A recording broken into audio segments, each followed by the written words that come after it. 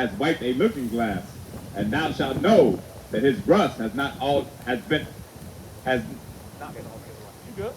and thou shalt know that his rust hath not been altogether wiped away. We gonna read more on this, but the Bible says to never trust thine enemy. See, and ain't it something? We have to convince our people that we have enemies. But why should you have to convince blacks, Hispanics, Native Indians that the people who put you in slavery, the people who refuse to leave the land that they stole, the people who rape your children, who traffic your women, who imprison your men, who hire them and fire them at a whim, we have to convince them that the so-called white man is their enemy. Some way, somehow. Meanwhile, we look at each other with abject hatred. See, that's why the Most High God is putting the squeeze on America, because you're going to have to choose. Who are you going to serve?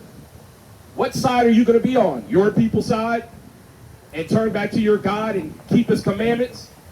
Or are you going to be on the side of the oppressor? The same people who gave you white Jesus. They beat you upside the back with a whip and hung your forefathers and your foremothers. You're going to have to choose.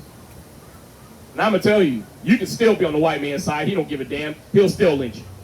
Right. See, again, what did our native brothers do? They literally fed him when he was eating his dead comrades because he ran out of food. And the white man, as soon as he got on his feet, he said, "Thank you, brown TP creepers. And if you don't mind me taking your land, slaughtering your animals, raping your women, and taking your children, I would be much obliged. Thank you." Yeah, here's some smallpox blankets with no Robitussin. Didn't even give you anything for the cough. See, we inject a little levity, but it's very serious. Hundreds of millions of our people die behind this damn pale devil. See, and it's something. He'll come out and he'll celebrate all these made-up holidays with you. But the moment you try to keep Passover, all of a sudden he'll be like, "You're not a real Jew. What are you doing keeping that holiday in the Bible? That's not for you." Oh, so you mean it's for you, the rapist, the murderer of the earth. Oh, okay. Because see, most of y'all don't understand, most of the slave owners were who you call Jewish people today. The slave manifests are still around. You can read about them. All you got to do is look for them. Some of them are hosted on government archive sites. So if you doubt the authenticity of them, that can be substantiated as well. But see, most of you will never pursue this knowledge because, quite frankly, it doesn't interest you. You're too busy, hugging the white man and trying to keep him safe at the cost of your family. But let's see what that's going to amount to, trusting your enemy. Sirach 12:12. Set him not by thee, lest when he hath overthrown thee, he stand up in thy place. Neither let him sit at thy right hand, lest he seek to take thy seat. And now at the last remember my words, and be pricked therewith. Who will pity a charmer that is bitten with a serpent, or any such as come nigh wild beasts? I had the brother keep going for a reason, right? Not only does it reinforce the message to never trust your enemy, but who's going to pity you when he stabs you in the back? Y'all see that story about that black woman who got choked to death by her boyfriend on a vacation, and I believe it was either Tanzania or Tunisia, some shit like that? She got with him because she thought he had the bag. Turned out he was a struggling financial capitalist, running his own business into the ground. And that sister was paying for everything. They putting on all these videos on social media, flexing, talking about interracial love and swirling and all this other shit, and he choked her to death. Hands on. That's how the white man like it. And the black woman got the audacity to be mad at the black man that we're indifferent. At this point, we're like, hey, it is what it is. You've been warned. And you know what? It's ironic. Somebody in her comment section years before, about 3 or 4 years ago, told her he's going to kill you. Literally. He literally said, that man is going to kill you. And you know what? Like the black woman always does, she scoffed and she laughed at her man trying to give her correction. Only to suffer at the white man's hand. Only to die at the hands of her most hated enemy while bedwitching of all things, dying in utter dishonor simply because she couldn't have enough wherewithal to not trust her enemy. An enemy who has outclassed himself at showing the world that he is an enemy to all things living, breathing, and at peace with the earth. See, that's why I'm not swayed by when I see him old or young. If you're an old devil, that means you got tenure in the game of being oppressive. If you're a young devil, you up and coming. See, and I see these faces on these white folks, they get real uptight. How is this black man able to say this in public? Hey, man, you better blame your governor for that First Amendment. See, again, most of you black folks don't understand. Through their policies, they cause their craft to prosper in their hand. That's why they look at the laws that they passed that enable us to do this. They're like, wait, we didn't intend for that. You're supposed to still be on the plantation. What are you doing out here speaking free? Oh, no, it's good, it's good. It's good right there. It's blowing up. No, the lens is on the edge. Oh, is it? Yeah. Oh, okay. Yeah, it's all weird, man. But see, the Most High God has sent his prophets out here, right? The people who are telling you what's going to come upon the earth before it happens, simply because the Most High God put all that knowledge in the Bible and roused up our spirits to understand it, and then put it in our spirit to go out to the highways and byways and risk our lives to tell you what's coming upon the earth, to tell you to return unto your God and repent. Let's get a little bit more on Sirach, then we're going to get back to the lesson.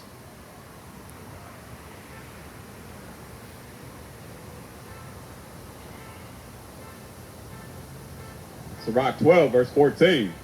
So one that goeth to a sinner and is defiled with him and his sins, who will pity? For a while he will abide with thee, but if thou begin to fall, he will not tarry. An enemy speaketh sweetly with his lips, but in his heart he imagineth how to throw thee into a pit.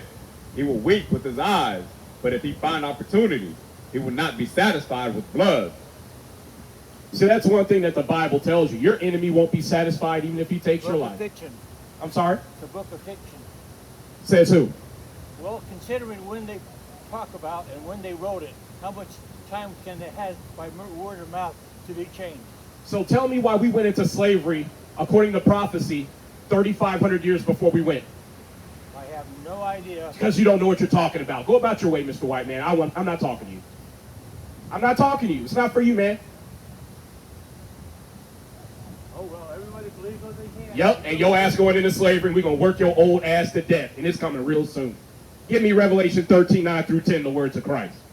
I ain't got no time to listen to no old decrepit ass cracker talking about the Bible ain't real. I wish you weren't real, sir. It's a very good book. I really wish you weren't real and your people weren't real, because all the children of the world would be that much safer. The dogs would be that much safer. But you know, you don't listen to what I have to say. I have a question. Have y'all had authority over us for 500 years? Well, I'll tell you what. You've had authority over us for 500 years, and the white man still is saying, why don't you listen to me? You've said enough. Why don't you go repair all the damage that your people have done to the world? You're a person. Plain person. You are an oppressive interloper. You're an infidel. You're not supposed to be here, Mr. White Man. Why aren't you supposed to be here? I'm supposed to be on the west coast of Africa, but your people took me from there.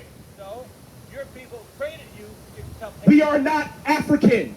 You even know that. You know who Livio Sanudo is? Cartographer from the 1500s? Labeled the Democratic Republic of Congo as the land of the Jews? No, you don't, because you're an idiot old white man. Get your old ass up the street. Get that. That 9 through 10, right? Yeah. Revelations chapter 13, verse 9. If any man have an ear, let him hear. He that leadeth into captivity shall go into captivity. He that killeth with the sword must be killed with the sword. Here is the patience and the faith of the saints. Livio Sanudo is an Italian cartographer.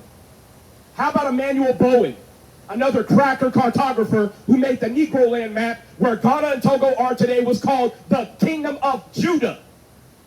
Or Wida, or Fida, or Wida, because we were enslaved to the Portuguese, the Dutch, the French, the British, all crackers. That's why I say this, Mr. White Man, you've done enough. Go die in silence, please. This is how you blacks, Hispanics, Native Indians should treat all these damn devils. You've said enough. You've done enough. Please go sit on the bench. Stop trying to guide world affairs. Because you see you're not very good at it. At all. And I bet he sat his ass down there going, I'm going to tell them niggers what for. You ain't going to tell us shit. Go live the rest of your life, hopefully in peace, and don't harm any more children. Leave him alone. Got the nerve to complain that we're not listening to you. You've done enough, Mr. White Man. And looking at how destroyed we are, we should stop listening to you entirely. See, in case you so-called white folks here in America don't understand, the entire world hates you. They're tired of you. They're sick of it. Give me Isaiah 14 real quick. Because see, the hammer of the earth is now broken asunder. And you're now starting to be persecuted. You're starting to feel the medicine that you've been pumping into everybody else's communities. And now, of course, in true white man fashion, begging for mercy. Begging for the mercy that he doesn't give anyone else. I find that very ironic. Less than 500 miles away from here, we got Hispanic people being locked in cages by none other than a white man.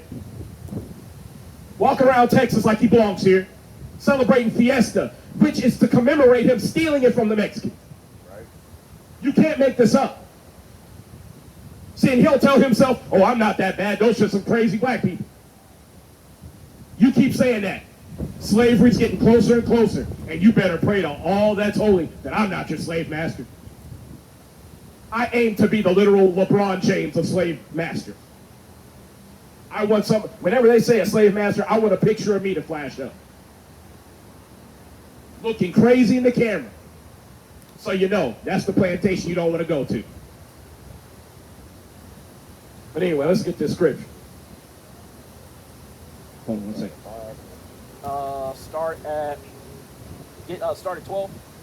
Actually, you know what? Yeah, start at 5 through 6. It's Isaiah chapter 14, verse 5. The Lord hath broken the staff of the wicked and the scepter of the rulers. He who smote the people in wrath with a continual stroke, he that ruled the nations in anger is persecuted, and none hindereth. It's like I said, ain't nobody feeling sorry for you. That's why y'all are fighting to get critical race theory out of these schools. Why? Because people are starting to tell the truth. It's not theory, it's just the truth. They call that history. I know you white folks ain't very good at it, but that's what they call it. It's called history. Things that happened in the past being taught in the present.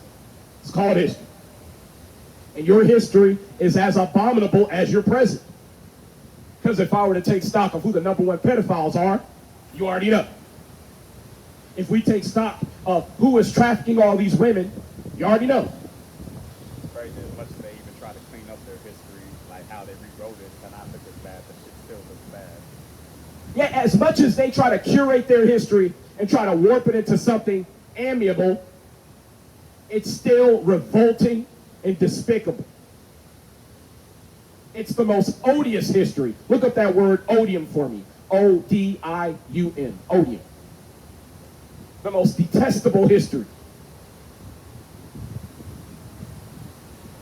Odium is intense hatred, contempt, or loathing, often accompanied by public disgrace or infamy resulting from a despicable act. Couldn't have said it better myself. And this is to you blacks, Hispanics, and Native Indians. This is why you need to be reading. Your enemy is not going to tell on himself. He's not going to remove himself from power. But your God is exposing him. Right? And your God is going to remove him from power. Hence why all these prophetic happenings are happening all over the earth. So much so that even other white folks are tired of the Edomites here in America. Last time I checked, Russia is one of the chief and preeminent enemies of America.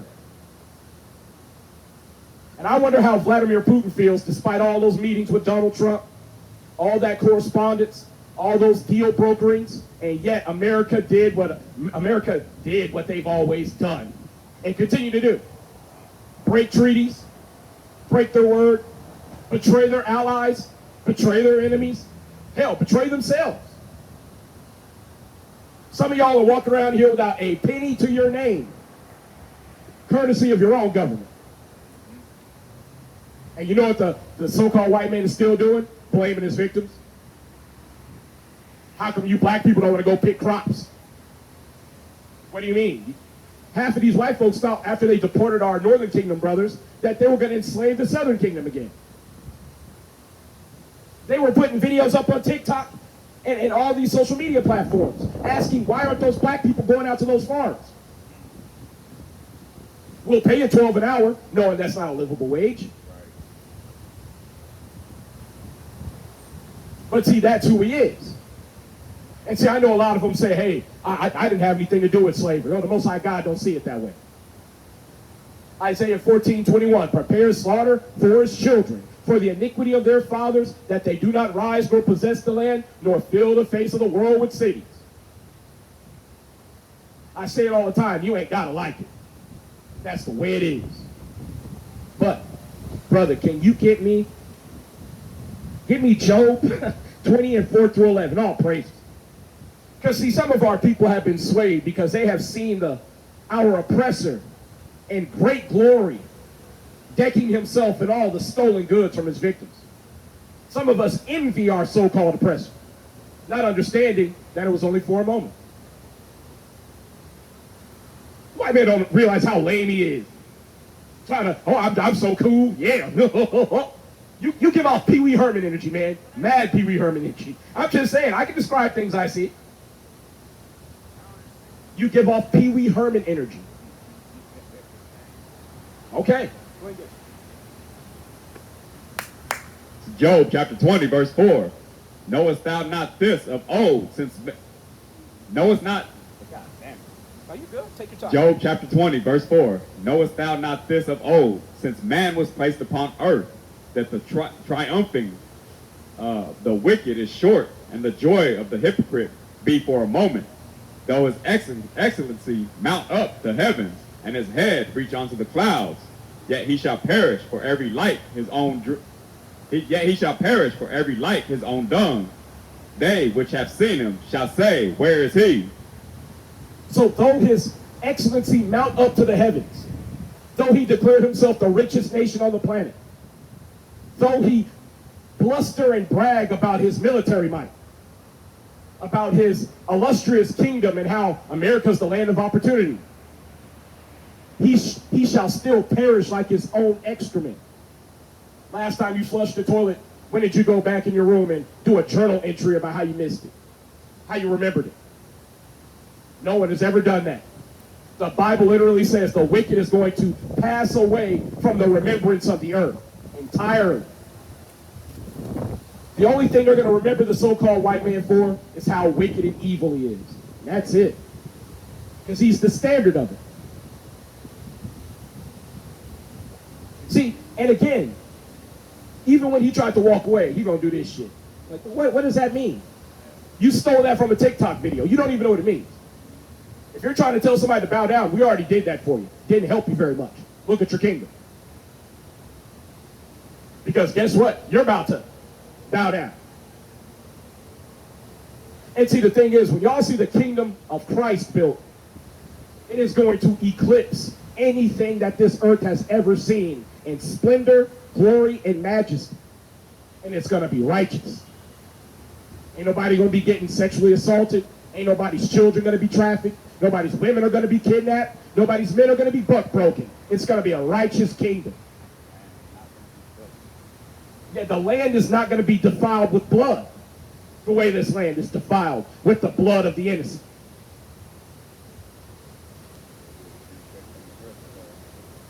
See, and here's the thing. Most blacks, Hispanics, Native Indians, you were born into hell like this. See, you're not aware that that river down there is supposed to be so clean that not only can you fish in it, you can bathe in it, or you can drink from it. And that water's supposed to be moving. See, they dam up all these rivers and then they kill all the filtration animals, so it turns into shit water like that. And they call that a wonder and a tourist attraction here in San Antonio. Can't make it up.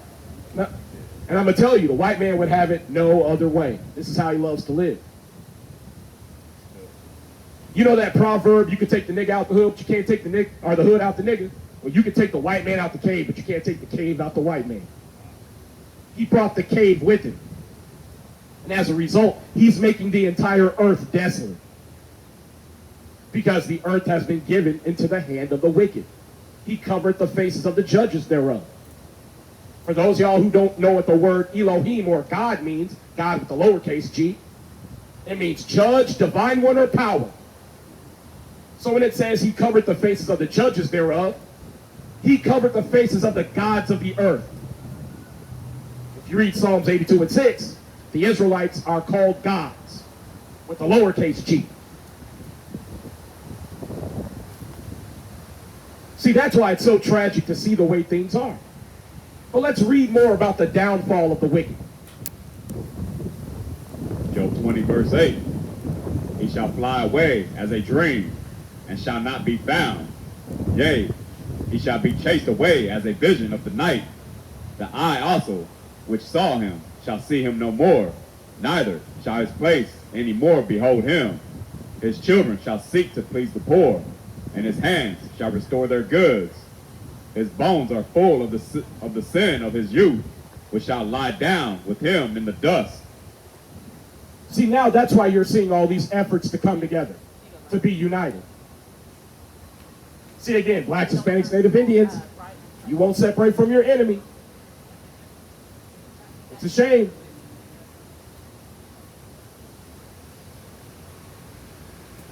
See, again, they'll look at this knowledge or they'll hear it, and they'll go, that's not my God. That's because a white man is your God. That's why despite how they rape, rob, and murder you, and walk around on the land that they stole, you don't hold it against them. But your brothers, who are accusing them rightfully, you look at us like we're detestable. But that's fine. We'll be hated of all men for Christ's sake. Because the last thing I'm going to do is cast away my bowels so I can fit in with a natural-born pedophile. The Epstein emails let you know exactly what type of time they're on. And they're willing to send your sons and your daughters, despite all the slavery, all the rape, robbery, and murder for hundreds of years, they're still willing to send your sons and daughters to die in a war that they started, that has no clear objective. They don't know if they want to open the Strait of Hormuz or close it. They don't know if they want to take Carg Island or leave it alone. They don't know if they want to defend Israel or not defend Israel. Because every time they tell old Benjamin Malachowski that he's on his own, as soon as he sends another missile, they come a running. As a matter of fact, get me Isaiah. We're going to come right back.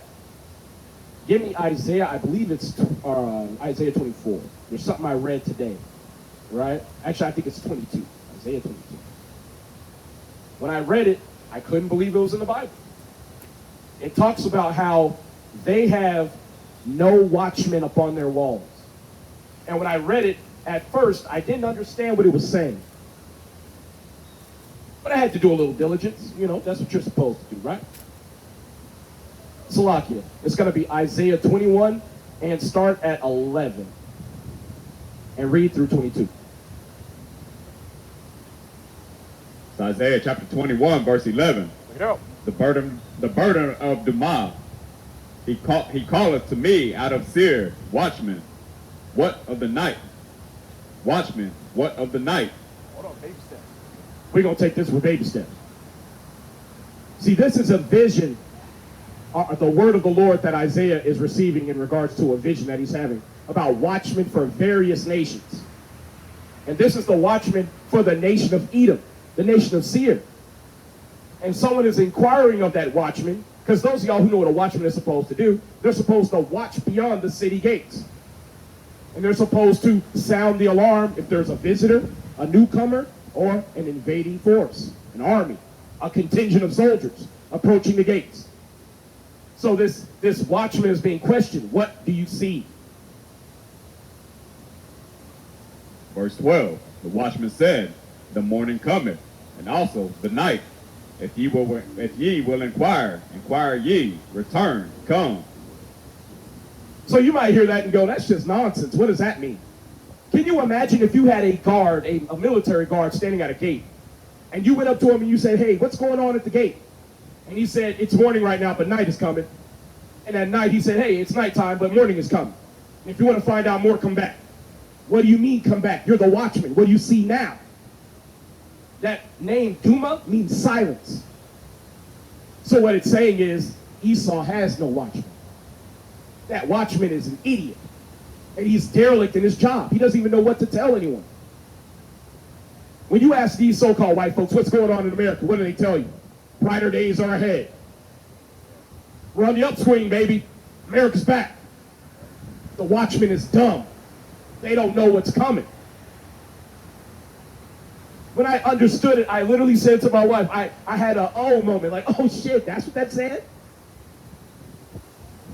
And it perfectly explains why they have no knowledge for our people despite all the things that they've done to us. They have no insight on what's coming down the pipe. They have no awareness on the recompense that's coming their way. Because last time I checked, if you live by the sword, you die by the sword. And they have lived by the sword for the last 500 years. America's just it's the spear tip of their empire. And what you're seeing is, you're seeing the end of their age, the end of their kingdom. And they are unaware, completely, no knowledge. But let's go back and keep going. Go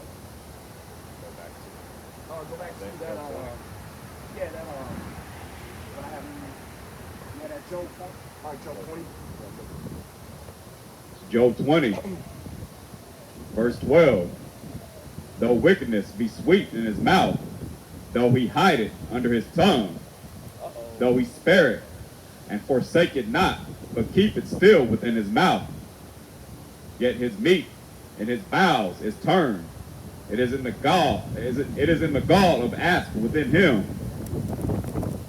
Baby steps. So this is talking about all the things that the so-called white man stole from all his victims. Is as venom in his body. It's poison unto him. You got time for the Bible, brother? I'm sorry? Stepping all over. Okay. Hey, brother, keep the commandments, man. You a king walking the earth. I'm glad you got good hearing, man. My hearing is trash. It depends, right? If they right here, we having banter, my hearing is on point. But if they far away, nigga, it's garbage. That's why you here, sir. But all the things that they have stolen, they're about to vomit up. And not to mention when it said that his children shall seek to please the poor. That's why you see all these young Edomites now trying to pal around with Jake, trying to emulate our ways and become part of the group and tell on their forefathers, thinking that's going to get them some type of clemency. Not understanding, no, you are your forefathers. That's why you hear me say it all the time here, brother. If they truly want to show a gesture of goodwill, I should never see you. For one, you're on stolen land. And two, you have plenty of work to do. You got time for the Bible, Elder? Have a good one, brother. Be safe. But they have plenty of work to do. They have all these detention centers where they're holding our Native Hispanic brothers to let them go. And here's the thing, telling me that you held up a sign and walked around for 30 minutes?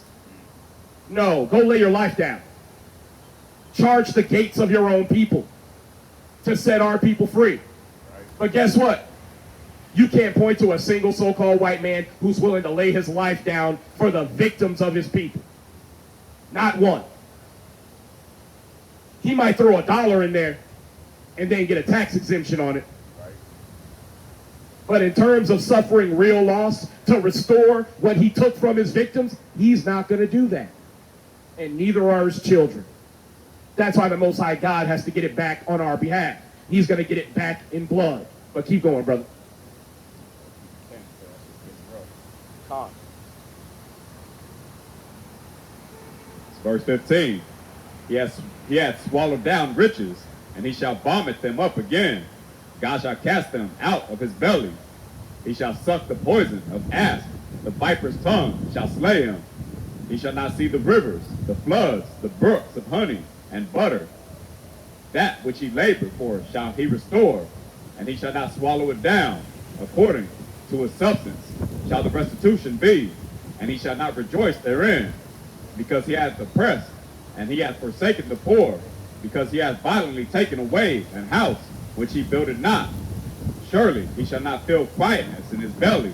He shall not save of that which he desired. So instead of enjoying the fullness of the earth during Christ's kingdom, he's going to have to suffer, because all he did during his rulership is make others suffer. He's going to be desolate because he rendered everyone else desolate. One of the things that's now being talked about is, where did all that money go? All the money that they stole. For those of y'all who are following the conflict with Iran, the USS Abraham Lincoln is suffering all sorts of issues, not just mechanical failures. They are running out of food. How are you running out of food when you're spending billions of dollars? How are you having fires start in your laundry room when these are supposed to be state-of-the-art systems that cost billions of dollars? A multi-trillion-dollar military suffering from $10 problems. How? That's because all that money has been misappropriated. See, now Iran is directly showing that each drone they fire is $20,000. So you mean to tell me a $3 million, $5 million missile is being confounded or shot down altogether by a $20,000 drone? A $50 billion aircraft carrier is having holes punched in the side of it by a $20,000 drone. Congratulations, you played yourself. Brother said it eloquently and rightly. But you know what they call that? They call that embezzlement. Look that term up for me, please. That's where all that money went. It was embezzled into other things. Where do you think all these tunnels that they dug all around America come from?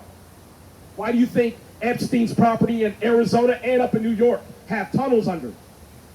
Why do you think Epstein Island has basically a huge silo under it and tunnels all throughout it? Those are multi-billion-dollar ventures. See, most of y'all think somebody just went out there with a shovel and got to digging, and before he knew it, he had a whole silo dug out.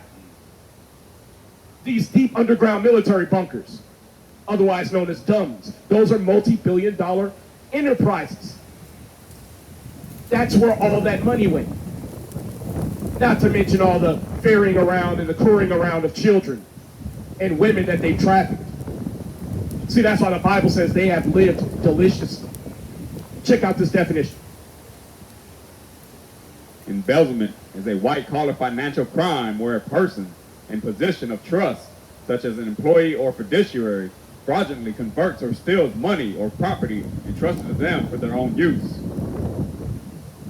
So in other words, they stole the money and they deceived the public by saying, oh, this is for your well-being. This is for health care, Medicare. This is for the paving of the roads and the building of government buildings and the maintenance of government, of bureaucratic bodies and groups like the FBI, DEA, all these different things. Meanwhile, they cost a fraction of the money that they steal from the public. And if they don't directly steal the money, they certainly print it. You and your check by making more monopoly money on the side. See, again, that's why I say it all the time. Reading is fundamental. But because our people don't read, and they have no interest in doing freedom of information requests. See how they spend their money? All the money that they take in, their budgets, their balance sheets, all that can be requested. I used to work for the city of San Antonio, ironically enough, right up the street. I think, actually, I could pretty much see the buildings down there. It's like one of those red buildings. But anyway, we used to work on part of the IT system and do their technical writing. And I got to oversee something, basically their budgeting system, right? I got to do some IT work on their servers and things of that nature, and I had insight into some of their numbers. I also worked for another company called Proximity Learning, and we took care of something called Grant Vantage. I know I'm putting out some personal information, but this is stuff the public needs to know. It's a platform that they use to do the city budgeting on. I got to see everything, including the money that they set aside for the homeless. But guess what? Very little of that money ever gets to the homeless because they have to pay all their employees. Got time for the Bible King? Too cool for school. See again, how long ye simple ones, when ye love simplicity, and scorners delight in their scorning, and fools hate knowledge. Bible calls you a fool.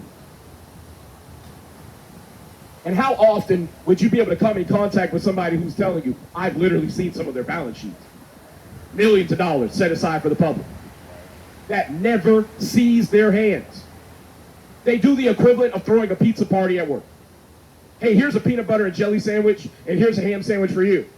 Meanwhile, I'm taking home $80,000, and this is just my day job. But see, that's why the Bible says all those riches, they have to vomit them up. Let's go ahead and finish out. Actually, you got to 20, right? Yeah, I think you did. Can you get me Proverbs 22 and 3 through 5? Because see, the wise will avoid the troubles that are to come. Check it out. It's Proverbs 22, verse 3. A prudent man foreseeth the evil and hideth himself, but the simple pass on and are punished. By humility and the fear of the Lord are riches and honor and life. Thorns and snares are in the way of the froward. He that doth keep his soul shall be far from them. So a wise man foreseeth the evil and hideth himself. They sidestep the disaster to come because they're knowledgeable and have wisdom in how to avoid the calamity that is in their path. But to the foolish and those who don't think calamity can strike their household, they pay it no mind and they suffer for it. See, that's why blacks, Hispanics, Native Indians, as you walk through these cities, you hear men like us telling you to return to your God and keep his commandments. And we're willing to have discourse with you. We're willing to condescend to where you are and build you up so that you too can know what it means to serve God and how to be righteous in his sight. But you have to dedicate time and you have to be receptive to correction. And don't the Bible say, he who hardeneth his neck shall be destroyed without remedy? See, that's why blacks, Hispanics, Native Indians, despite all your effort, your enemy, the Edomite, he don't have to change a bit because you refuse to change too. But see, the Most High God is destroying America. And it can't come to fruition soon enough. Doing great watching y'all struggle to keep this country going. Doing great. I love hearing about them damn white Marines over there that went missing. I love it. Because Iran already said, you blacks and Hispanics, we gonna stall y'all out. Y'all are brainwashed to be over here. But your little cracker kids, welcome to Iran. They ain't even giving bodies back. That's the type of shit that Iran is on. We're not even giving bodies back. Shouldn't have came over here. And plus, giving back an arm and a leg, I mean, come on, do you really want that? Might want to leave it where it's at. Yeah, and at least let the birds have a meal, you know what I'm saying? Do some benefit to the earth, Mr. White Man. See, and again, as we brought out in Isaiah 14, the hammer of the earth is now broken asunder. He who was once ruling the nations in anger is now persecuted and non-hindered. The whole earth is like, good, about damn time. About time they see what it feels like to have to hold the burnt remains of their children. What was once a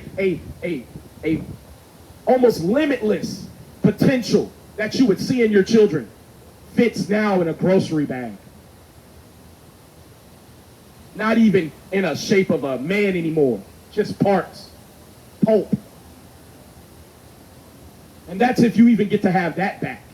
See, that's one thing these so-called white people don't do. They don't look at the videos of their victims crying over the bodies of their children, holding up the parts, screaming in anguish.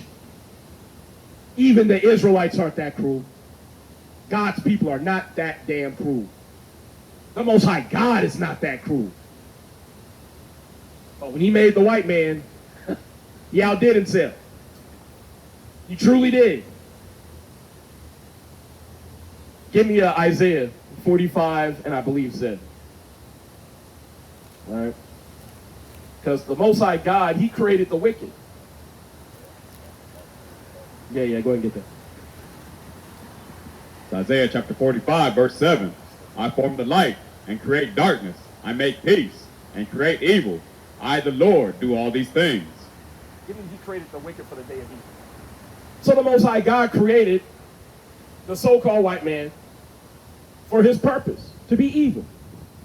To rule the nations in anger, to smite the earth with a curse, to bring famine to all the lands on the earth. Because see, most of y'all don't realize all your experts, all your analysts are saying that famine is coming to the world because of the shortages that are going to result from the closure of the Strait of Hormuz. Why do you think it went from America's fighting to free the world and open the Strait of Hormuz to immediately, I'm going to close that shit, hold on. Donald Trump flipped on that shit in less than a day.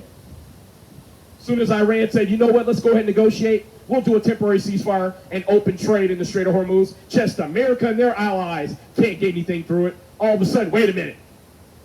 Here we come. Well, y'all are not going to enjoy the fat of the land without us. That's not fair. That's not fair. Ain't that the white man's favorite complaint? That ain't fair. After defrauding the entire earth, all of a sudden, but that's not fair. But because of his petulant attitude, can you bring up that word for me, petulant? Because of his petulant, childlike attitude, the entire earth is going to have to suffer through famine.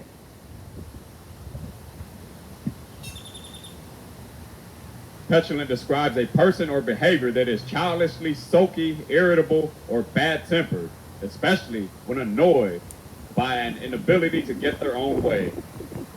Again, couldn't have said it better myself. Just because the white man don't get his way, he'll fuck the whole world up. Straight up. He had it first, but I think it's my turn. Yeah. Hey man, it's not fair that y'all get to have the America all to yourselves. You know what? If I could go back in time, I wouldn't change a thing. Y'all should just die by the hundreds of millions so I could be here, throwing my cigarette butts and trash all over the place and raping children. Like a petulant child. When we bring out the statistics on how many people they killed to establish their empire, they don't even flinch. They look at us and go, shit, that's the cost of doing business. Right. Make an omelet, got to break a few eggs. That's his attitude. And because that's his attitude, the Most High God is going to requite him. Give me Obadiah 1:18 and read down from there. We don't bring this out enough. I have a favorite scripture in Revelation 22:14 through 15, but this is my fantasy scripture. You know how people have their fantasy model, IG model, or whatever? I have a fantasy scripture. I don't get hot and bothered in that way, but I get excited though. You know what I'm saying? Get my heart racing when I hear this. Check it out. Obadiah chapter 1, verse 18. And the house of Jacob shall be a fire, and the house of Joseph a flame, and the house of Esau for stubble, and they shall kindle in them, and devour them, and there shall not be any remaining of the house of Esau, for the Lord hath spoken it. Baby steps. So the Most High God put it on his own name. It came from his own lips that none of these devils will remain. The Most High God is about to send pest control to the earth. Straight up. And the people who have done nothing but malign, molest, and interfere with everything on the planet that is natural and good, those people are about to be removed. All praises be to the Most High God. Keep going. Verse 19. And they of the south shall possess the mountain of Esau, and they of the plain the Philistines, and they shall possess the fields of Ephraim, and of the fields of Samaria and Benjamin shall possess Gilead, and the captivity of this host of the children of Israel shall possess that of the Canaanites, even unto Zarephath, You guys Christians? and the captivity of Jerusalem. You guys Christians? We are who you would call the Hebrew Israelites, the real Israelites in the Bible. Right on. Cool. So the Bible says that the children of Edom have to be eradicated. Do you know who those people are? That would be so-called white people. You know how black people here in America, we don't have a homeland? Because if you say go to the nation of black, where is that? I don't know, there isn't a nation of white either. Oh, but there is a nation that you are squatting in, that you put your banner on, even though the people that you enslaved are still here. God bless you. God bless I don't want blessings from your God because you don't believe in the God of the Bible. That's where you're leaving. I love you guys. No, you don't. No, you don't. How do you love us when you're walking around stolen you. land? Bible says pray for your enemies. Yeah, and you are not my enemy. You're literally a murderer. Now I was talking about my brothers who are my enemies. That's why I tell you crackers, put the Bible down. You use it to excuse your crimes. And even when God says you have to be put out of the face of existence, they still go, well, God loves you. Well, that's mighty convenient for me, but he don't love you. Give me Romans 9 and 13. Crazy when you're reading about the destruction and they pop up. Oh, I know. I told you the timing of the Bible is impeccable. We read about the destruction of these very same people, and they scoff at the words of the Most High God. That's why you devils got to be put to death. It's the only way you devils can't punish the earth anymore. The only way children will be safe. The only way the animals will be safe. The only way the environment can recover is if you devils are gone. And the Bible co-signs it quite eloquently. But go ahead and get it. Romans chapter 9, verse 13. As it is written, Jacob have I loved, but Esau have I hated. So the Most High God says he hated Esau. And the children of Esau are who you call white folks. I don't know why you're looking over here like crazy. That's what the Bible says. You ain't got to like it. See, the white man is stuck on, I don't like it. Well, guess what, Miss White Woman? I don't give a fuck, and neither does God. Get ready for slavery. We didn't like it when you took us in slavery. We don't like it when you rape our kids. We don't like doing 20 years in the pen. I don't know if you heard. We don't like going to prison for nonviolent offenses. Do you? I didn't think so.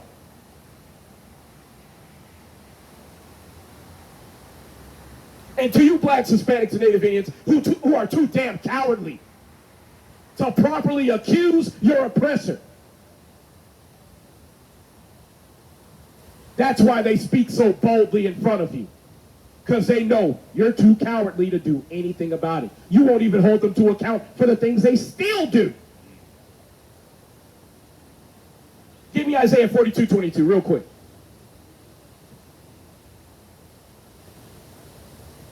See, y'all ever hear of the Innocence Project? Where every year they exonerate hundreds, if not thousands, of black men from crimes they didn't commit? But the Bible says that the real Israelites will be hid in holes and snared in prison houses. Let's read about it. It's Isaiah chapter 42, verse 22. But this is a people robbed and spoiled. They are all of them snared in holes, and they are hid in prison houses. They are for a prey, and none delivereth, for a spoil, and none saith restore. See, again, I love these looks of how dare he say that. How dare we not? The current ticker is 500 years of oppression. There has never been a change in the habits of our oppressor. Never. And yet he thinks, well, that was my grandfather, my great-grandfather, so let me have a go at it real quick. Notice it says, none saith restore. So even the ones who are not actively participating are not crying for justice. Don't they call that accessory to the crime? Y'all get black folks on it all the time. We might be with somebody who steals something in a store. Now all of a sudden, we're an accessory simply because we were there. Well, guess what, Mr. White Man and Mr. White Woman? You're an accessory, and your ass is going into slavery, and it's well deserved. See, the white man don't even understand the fact that you're walking to work to be a waiter. You have fallen from grace, sir. Once upon a time, you had slaves. Now you walk your ass to work talking about, I can never make enough to make ends meet. Guess what? It's all downhill from here.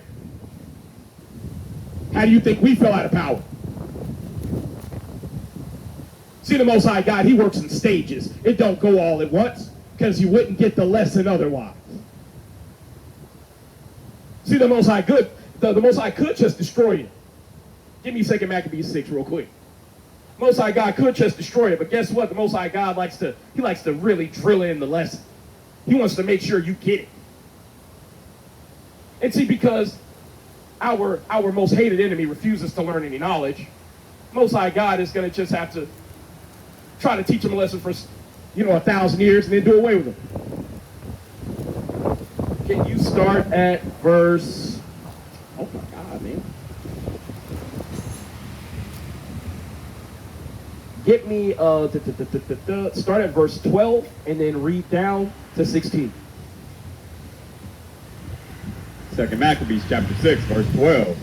Now I beseech those that read this book, that they be not discouraged for these calamities, but that they judge those punishments not to be for destruction, but for a chastening of our nation. For it is a token of his great goodness, when wicked doers are not suffered any long time, but forthwith punished. Hold on. Baby steps. So it's a blessing from God that we have been chastised as Israelites the way that we have. As brutal and as dire and as barbaric as our torture has been under the rulership of the white man, it's still a mercy from God because we deserve to be wiped out. But you have to question, then why has the Most High God allowed them to be wicked and overbearing and covetous toward the whole earth for so long? Let's hear about it. Oh, yeah. Oh, no, through 16. Verse 14. For not as with other nations, whom the Lord patiently did forbear to punish, till they become to the fullness of their sins, so dealeth he with us, lest that, being come to the height of sin, afterwards he should take vengeance of us.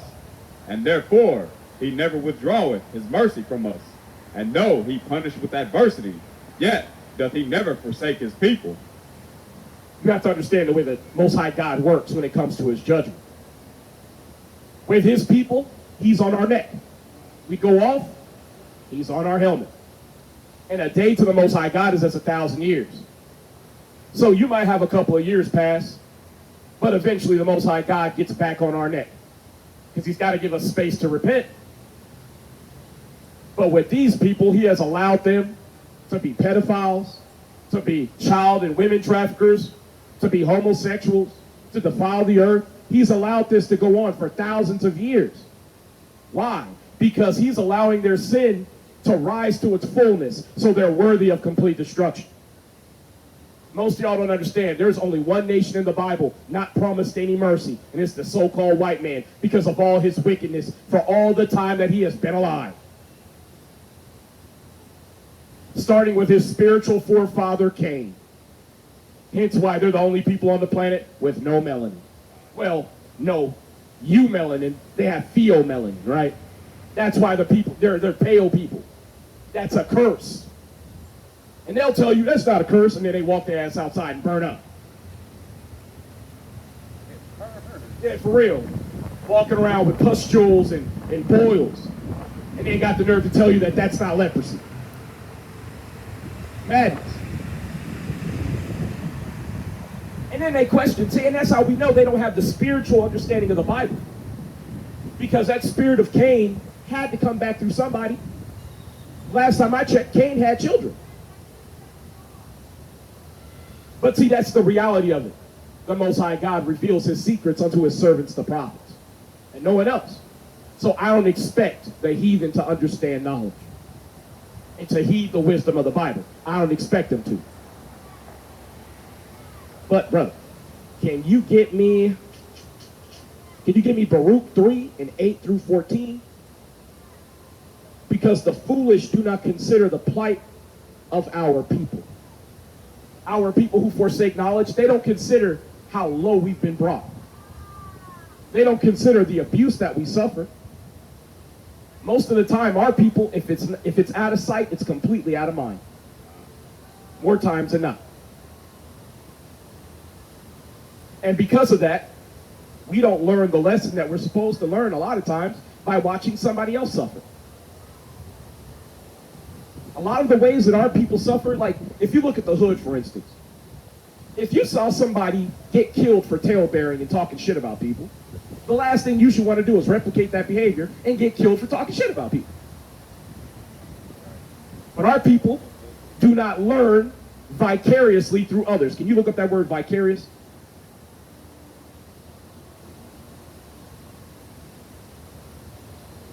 See, I know some of y'all go, man, why does nigga always having him, bring out definitions and spell words and stuff? Because you need to understand that this is where the lessons are. It's in God's word. You don't have to experience every drawback or punishment yourself. At least you shouldn't have to. What's the proverb? A hard head makes a soft. Y'all know it. Those of y'all who are hard-headed and refuse correction, that's what happens. You suffer. There's another proverb here in Texas. In order to be dumb, you got to be tough. Y'all have heard it before. And most of you are the toughest people walking around because you're certainly not the smartest. Refuse to heed knowledge from the Bible. Refuse to keep God's commandments. And then when ICE shows up, or the police show up, or violence breaks out, all of a sudden, where's God at? Well, he's right there. Where do you think it all came from? Go ahead and get it. Vicarious describes experiences, feelings, or actions felt or enjoyed through imaginative or sympathetic participation in the experience of others rather than by doing them oneself. So instead of having to have firsthand experience, you can learn through the experience of others. And I always question you blacks, Hispanics, and Native Indians, as you watch the white man put his foot on your people's neck, why don't you learn to separate? Why don't you learn to forsake the ways of your oppressor? Why don't you learn to come back to your God, the God who says he openly hates the Edomites? And in Psalms 139, King David said, "Do not I hate them, O Lord, that hate thee? And am I not grieved with those that rise up against thee? I hate them with a perfect hatred. I count them my enemies." So God's enemies are David's enemies. Meanwhile, you dumbass coons talking about God's enemies are your friends. And that's why the Most High God puts it in their spirit to put their foot square in your ass.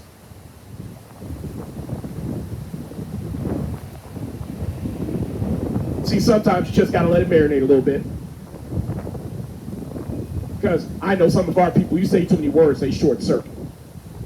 They got that hot pocket culture. They read 1 or 2 verses a day. Have you ever heard somebody say, I read the verse of the day, as if it was an accomplishment? I should be looking at him like, so you read something that could fit on a table napkin? But nigga, you got to account for the fact that they hold the pencil like this. You know what I'm saying? Like, dumb niggas, you know what I'm saying? Like, it's just our people, they celebrate mediocrity. And you know who gave you that concept? The white man did.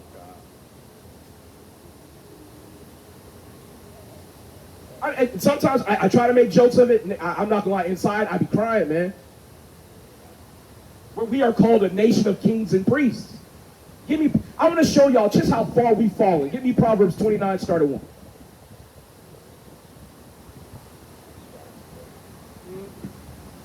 Proverbs chapter 29, verse 1. He that being often reproved hardeneth his neck shall suddenly be destroyed, and that without remedy. When the righteous are in authority, the people rejoice. But when the wicked beareth rule, the people mourn. Whoso loveth wisdom rejoiceth his father, but he that keepeth company with harlots spendeth his substance. Most of y'all don't understand, when King David was in rulership, when King Solomon was in rulership, King David had warfare, but he subdued the nations. Under King Solomon, there was 40 years of peace.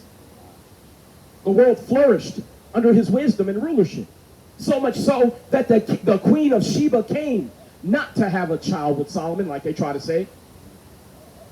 She came and brought her royal procession with her, simply to pick his mind, to get his wisdom. Y'all don't understand just how far you've fallen. Queen Sheba, when she arrived, she didn't even know who the king was. She was like, are you the king? Damn, are you the king? All of y'all carry yourselves like true nobility. You have the wisdom beyond your station. I don't even know who the real head of this joint is. Only to see Solomon and go, that's him right there. There he is. And that goes to show when they say, oh yeah, she just went to go get some seed from Solomon. That's what they think of you. When it comes to the black man especially, what do they think of you for? Sexual proclivities. That's all. A good bed buck. Yep, hence why the first order of business was sexual assault. Buck breaking. And they couldn't even wait to get over here. They were doing it on the ships. And I'm talking about after you done sat in a cargo hold without taking a bath for months. And the white man was just like, I can't wait. You. And you and you and you. I'm gonna eat two of y'all, and then I need the liver and the heart to give me power to do that to you. You know what I'm saying? Going on you. See, and y'all might be thinking, oh yeah, this is just hyperbole. Look up the Aragante, Portuguese slave ship, where it is documented that they were eating their slaves. Again, the glories of reading. See, that's why the Bible says, oppression maketh a wise man mad, but a gift destroyeth the heart. Ecclesiastes 7:7. Yeah, man, let the white man cut another stimulus check. Boy, y'all gonna be completely at peace with this place again. Y'all gonna be singing America's praises. Talking about how free you are and how we just came together and everything's right now. America, God, all that dumb shit.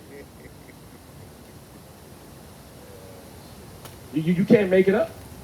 But that's our people, right? Hold on, there's something that I want to get real quick.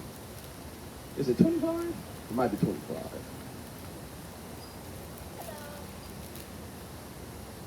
Get me, yeah it is. Give me Proverbs 25 and start at 2.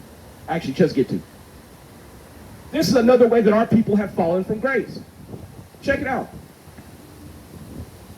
Proverbs chapter 25, verse 2. It is the glory of God to conceal a thing, but the honor of kings is to search out a matter. When you read about Daniel, Daniel was sought to search out many matters, both carnal and spiritual. And he was sought by the kings to seek out those matters. So the honor of a king was bypassed by a literal king to give to his second in command to go, hey, figure this out for me. Whether it was Nebuchadnezzar or Darius. Or, what's his name? Belteshazzar. I think his son-in-law. Because, actually, hold on. So, because it goes Nebuchadnezzar, then Nabonidus, who was the father of Belteshazzar. Like his father. It's weird. Like, I didn't even realize that because I looked in the history. And I was like, man, how come I can't put these two together? They're saying that they're not related. But you have to know about Nabonidus, but that's neither here nor there. Right? But again, that shows that's the glory of a king to search out a matter. You don't hit a brick wall and just go, well, I guess it's not for me to know. That's how our people think now. That's how our kids think now. Now, if they don't know something, they come to you like a lost dog. And they're like, hey, can you explain this to me? And when you try to tell them, hey, think it out, they're like, well, I got nothing. They don't even try. Because you've been taught by your enemy. And you know why your enemy thinks that way? Because he's not a king. To search out a matter is the glory of a king. But what if you're a servant?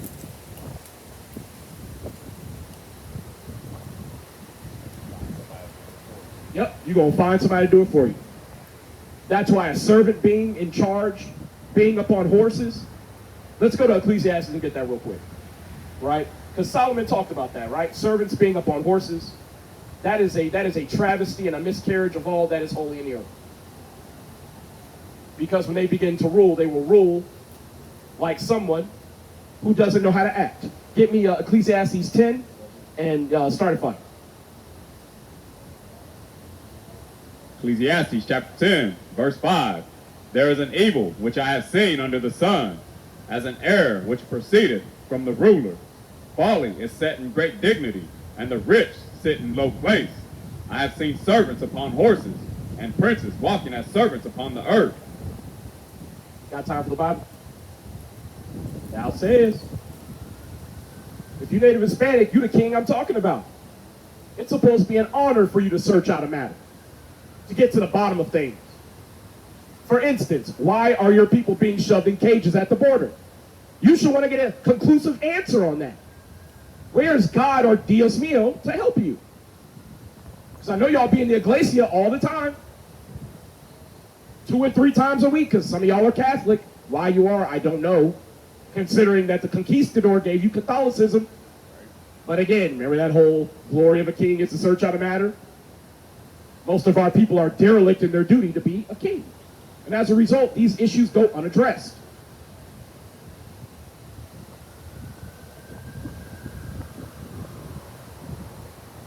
See, I get it. We come out here, we speak with authority. I know that make you want to be human teddy bears real uncomfortable. Oh, you gonna get us in all types of troubles. I know. But again, like I said earlier, you're gonna have to choose. Are you gonna reassume your crown as a righteous king in the body of Israel, Black, Hispanic, and Native Indian men? Or are you going to be content to serve your enemies in bondage to your destruction? The choice is yours. But, brother, can you get me, give me that Baruch and 3 and 8 through 14. I'm not sure when we stop, so just start right now. Baruch chapter 3, verse 8. Behold, we are yet this day in our captivity, where thou hast scattered us for a reproach and a curse, and to be subjected to payments. To what? To be subject to payments. Baby steps on this. For those of y'all who say we're free, the fact that you are still under tribute to your oppressor tells you that you are not. And my question is, how are Blacks, Hispanics, Native Indians paying taxes to the sons of slave masters who are squatting on their land? Food for thought. Keep going. To be subject to payments according to all the iniquities of their fathers, iniquities of our fathers, which departed from the Lord our God.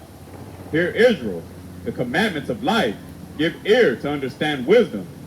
How happens it, Israel, that thou art in thy enemy's land, that thou art waxen old in a strange country, that thou art defiled with the dead, that thou art counted with them that go down into the grave. So how did all this take place? Ain't that what we keep asking our people to consider? Right. Consider why you are under the boot of the so-called white man. How did this happen? The answer is right here. Verse 12, thou hast forsaken the fountain of wisdom. Read that verse again. Thou hast forsaken the fountain of wisdom. That's why. Thou hast forsaken the fountain of wisdom. Well, what wisdom are we talking about?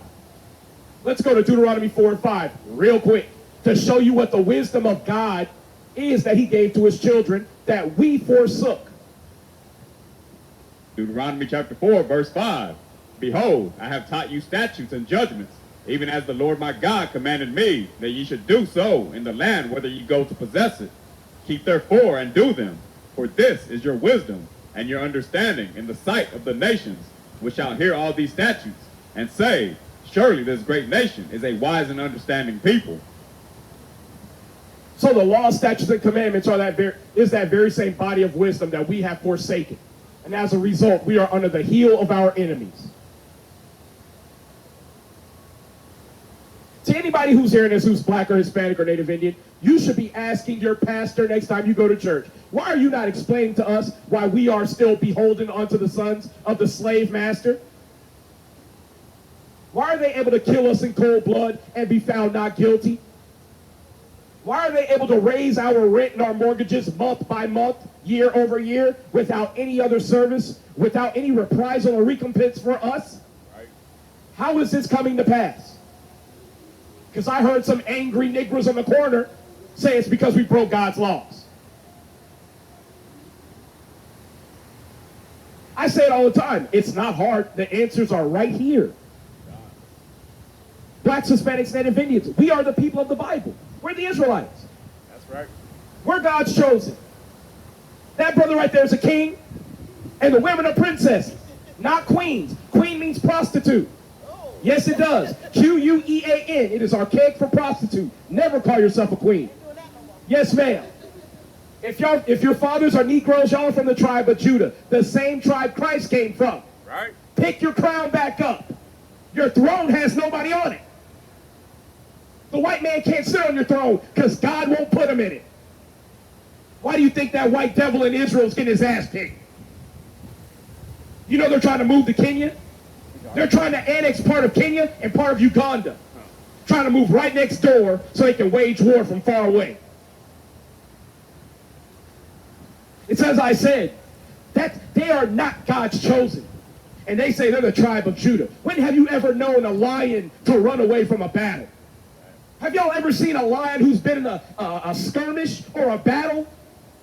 Those things be so tore up, you wonder how he's still alive. And he's got a look on his face like, I'm just getting started. Where the real fight at? That was just the warm up. See, y'all don't understand when this white devil says he's from the tribe of Judah. You don't understand what he's saying. He's saying he's the bold warrior that God set his branch in to bear all of Israel. He's saying that that's the same root that Christ came from. That's what they're saying. Why do you think they gave you an image of a white Christ?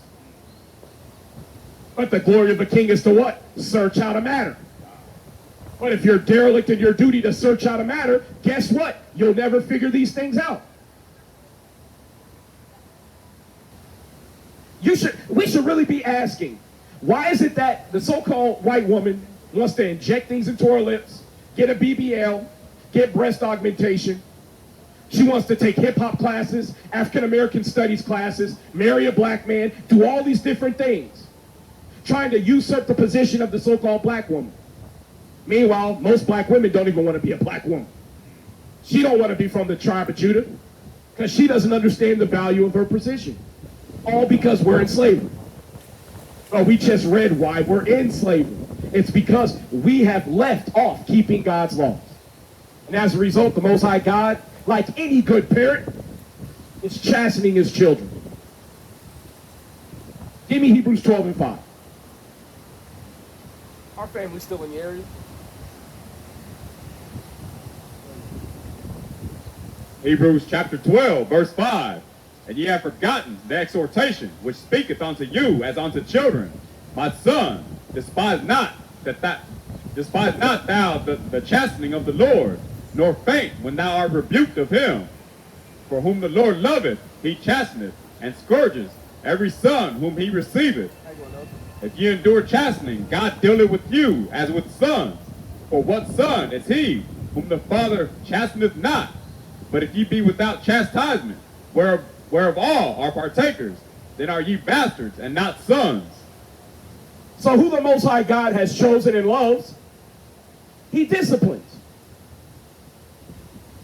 There's a proverb amongst blacks and Hispanics and Native Indians about these so-called white folks, how they raise their kids. Don't we all say that their kids are like wild animals? They're allowed to do anything.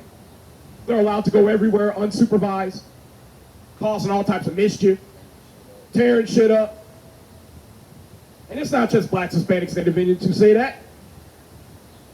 East Indians say it. Asians say it. We all look at them and go, damn, this is a lawless people. But that's because whom the Most High God loves, he disciplines. The Most High God might not have chosen any nation aside from Israel, but he still disciplines other nations. He still disciplines them. He gives them limits to their wickedness so that they don't go outside the parameters of what they're meant to do. But to the so-called white man, he has no parameters to his wickedness. Why do you think he's out here raping kids? Why do you think he's out here taking every nickel out of your pocket? Whether you can spare it or not. He don't care if you can't feed your family. He don't care. And some of y'all following right behind him trying to be just like him. See, last time I checked over in India, didn't the British enslave those Indian people? Yep. They sure did. And now you have a lot of the so-called Indian people, whether they call themselves Punjabi or whatever, coming over to America, making themselves just like the so-called white men. Chasing after the dollar at the cost of everything, including their own heritage. But now that America's fallen on hard times, how's that working out for you? There's that chastening I was talking about. Most High God is holding up a mirror and saying, see what you've become? See what you have had to become to be like them? You've had to cast away everything. You've lost it all to gain nothing. Now the dollar is being replaced as the petrodollar. They're going to start trading oil in the yuan. So now you have the petro-yuan. It's official. Iran said we are only trading oil in the yuan. You know what the rest of the nation said? Fine by us. We're tired of America jerking us around with the dollar. Printing money and devaluing the dollar so that they have more equity amongst the nations. Can you imagine? You're doing all these frugal financial moves and you got somebody in the back room printing dollars? You're going without. You're doing everything to stretch your resources so that you can invest in your nation. Meanwhile, the white man's like, yeah, I just made about $10 billion in the back room.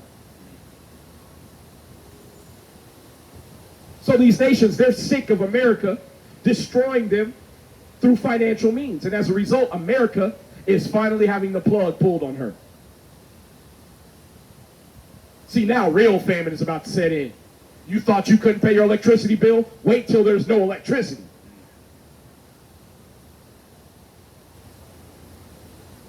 Are you Native Hispanic, sir? Yes, sir. Mexican? Yep. You from the tribe of Issachar, King. Issachar means he who was hired. Hardest working people on the planet. Mexican man and woman.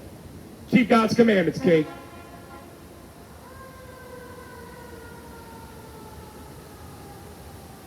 And in case y'all ain't noticed, God is playing for keeps. See, there's somebody here walking around today, they ain't gonna make it home tonight.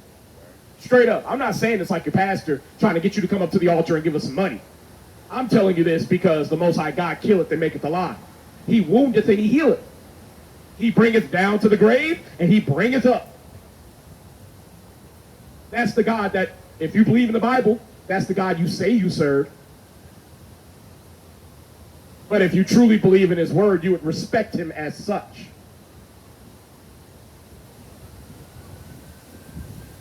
See, that's why I say it all the time. Most of our people talking about they love God and love Jesus. You might as well just stop saying that shit. You lying. Straight up.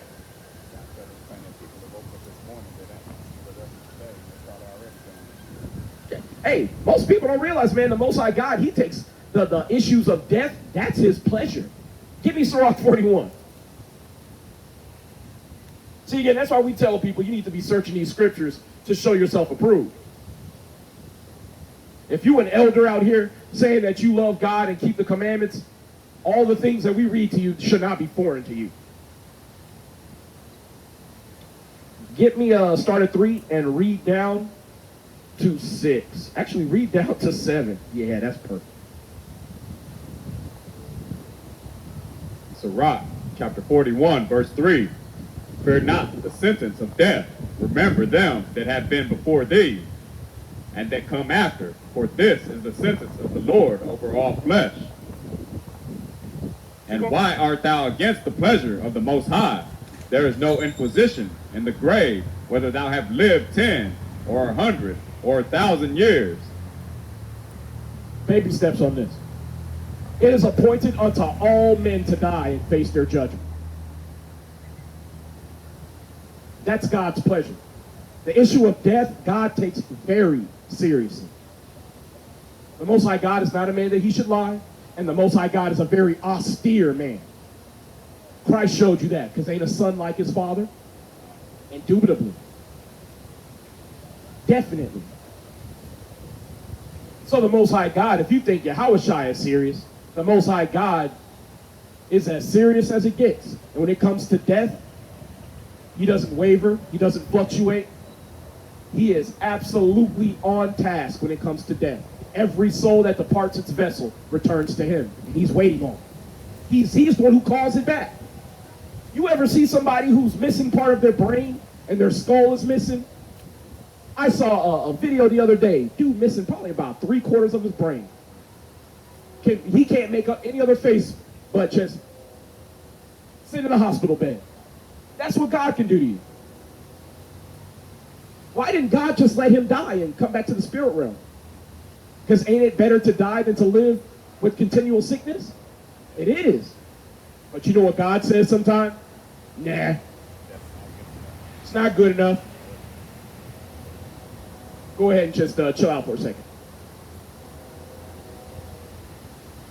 See, y'all are told through all these different mediums that death is not the worst thing that can happen to you. Yeah, hey, sometimes that's how the Most High God is. He like Craig Daddy from Friday. I grab a dog, I choke shit out. That's how God be. Sometimes it's about you suffering. You ever see somebody in a burn ward? Burn so bad that their hands are fused together. Yeah, they have to, they call it debriding.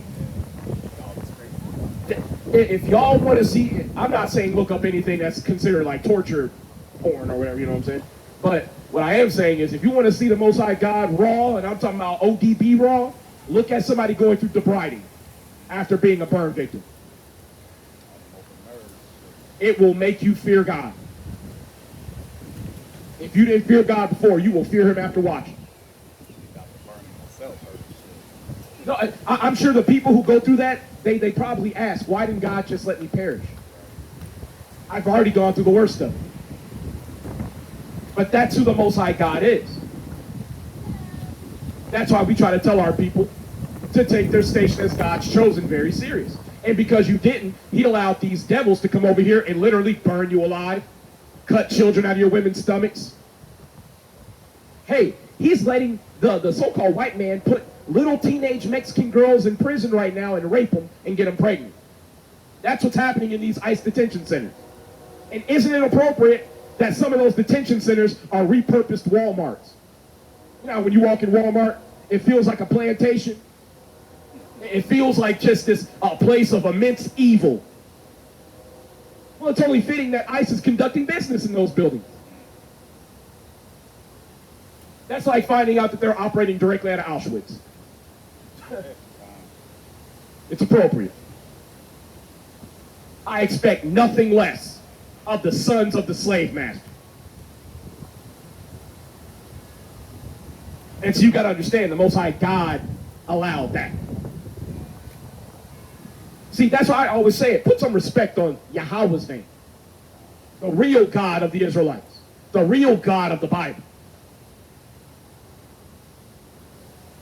Get me prepared to meet thy God. We're going to go up a couple of verses from it. See, the Most High God put it straightforward to us.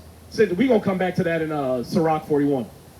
But since our people refuse correction from the Most High God saying, I've given you cleanness of teeth, in other words, famine. I've sent the sword after you, put you in slavery, and you refuse to call on me. So you know what? I'm coming to see you personally. Some things are just that important. How y'all doing? Got time for the Bible today? All right, thou says. Native Hispanics, y'all are Israelites. This wisdom is for you. I know you not might like the way it's being said, because I know human teddy bear syndrome is a very real thing, where you try to be nice and peaceful to all these white folks out here.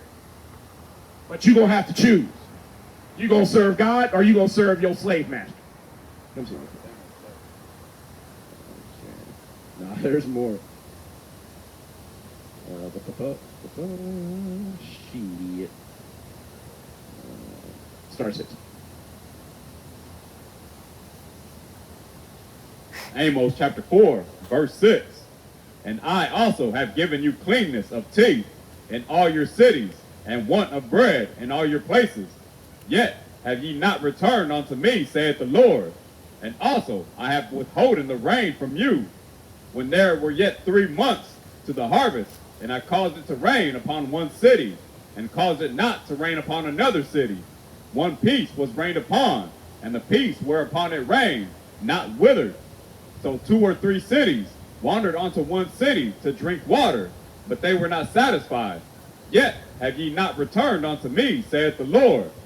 I have smitten you with blasting and mildew.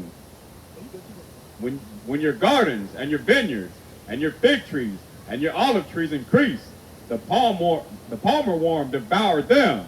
Yet have ye not returned unto me, saith the Lord.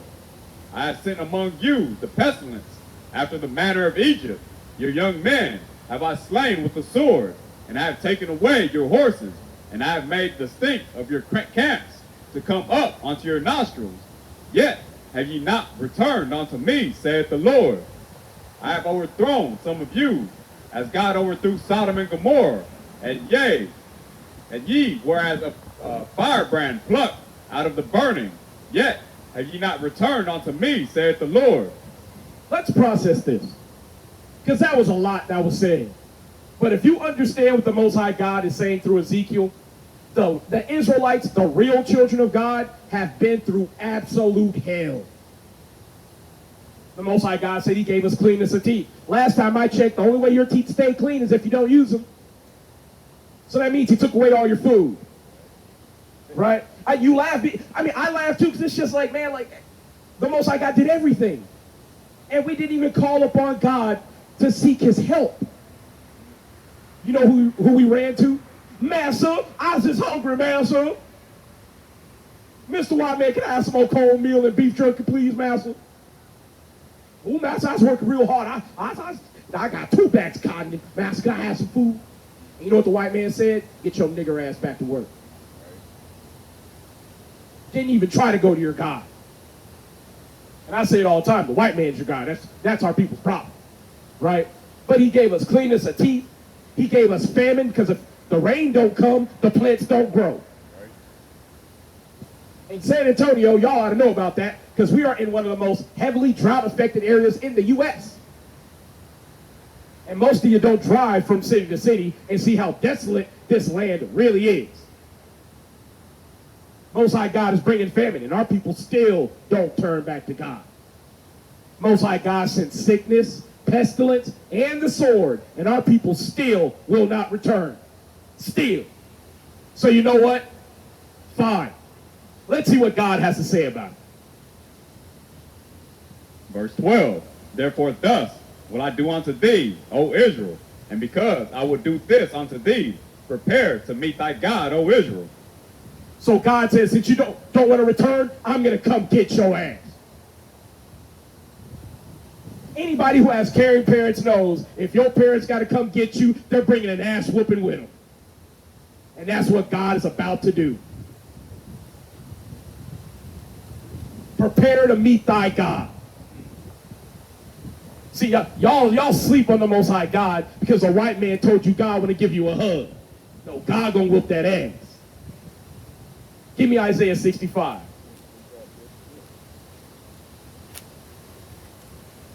We're gonna go to Ezekiel 9 after this. We're gonna go back to Sirach 41. But the Most High God, he leading us a different way right now. Right? Go ahead and start at 11. It's Isaiah 65, verse 11. But ye are they that forsake the Lord, that forget my holy mountain, that prepare a table for that troop, and that furnish the drink offering unto that number. Therefore will I number you to the sword, and ye shall all bow down to the slaughter. Because when I called, ye did not answer. When I spake, ye did not hear, but did evil before my eyes, and did choose that wherein I delighted not. Therefore thus saith the Lord God, behold, my servants shall eat, but ye shall be hungry. Behold, my servants shall drink, but ye shall be thirsty. Behold, my servants shall rejoice, but ye shall be ashamed. Behold, my servants shall sing for joy of heart, but ye shall cry for sorrow of heart, and shall howl for vexation of spirit. And ye shall leave your name for a curse unto my chosen, for the Lord God shall slay thee, and call his servants by another name. I say it all the time. To you blacks, Hispanics, Native Indians, you rightful Israelites who refuse to keep God's laws, don't worry about it. God gonna kill your ass. Don't worry about it. Don't want to keep the commandments? That's cool. You don't want to stop hating your own people. Don't want to stop killing one another. Don't want to stop committing adultery.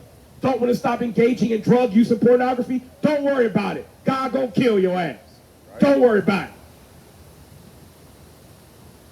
Because the famines and the curses are not afar off. They're here now. There's a reason why you go to HEB and you can't afford groceries. That's the Most High God saying, tick-tock. It's coming. There's a reason why your landlord keeps that price rising on your rent month after month. To you homeowners, your mortgage going up month after month. Your job laying you off, talking about, hey, we got to trim the fat. It's been a slow quarter. See, to the righteous servants of God, it might look grim, but don't worry about it. We're in good hands. But to those of y'all who forsake God, good luck. Good luck. Because the Most High God said, the Most High God shall slay thee. And you're going to be an example to his chosen. So that they understand, don't follow the example of the wicked. Right. How you doing, Elijah? Doing great, man. Doing this work. Hey, it's great to see you, my boy. Good to see you. Things are looking better. How you doing, King? Praise. Nice meeting you, sir. I appreciate you. How you doing? I'll see you guys around, right? Yes, sir. Yes, sir. We'll be here. Keep the commandments. See, and I know this word is going out with a bit of fire today. I get it. I know some of y'all are saying, well, Christ wouldn't say it like that. Give me Luke 19:27 real quick. See, that's why if you don't know who God is, you sure as hell don't know who Christ is. Go ahead and get it. Luke chapter 19, verse 27. But those my enemies, which would not that I should reign over them, bring hither and slay them before me. Those are the words of Christ. But those mine enemies that would not that I should reign over them, bring hither and slay them in front of me. So much for Teddy Bear Jesus.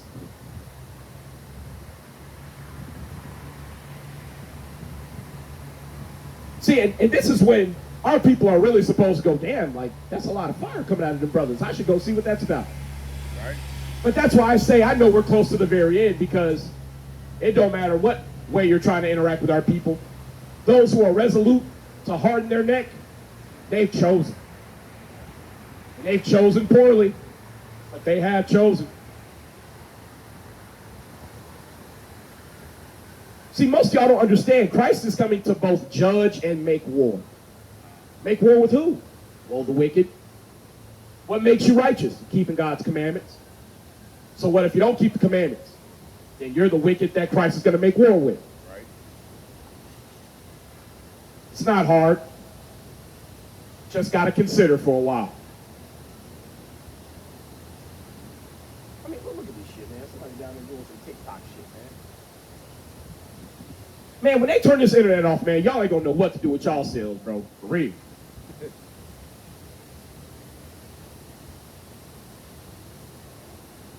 How long, ye simple ones, will you love simplicity, boy?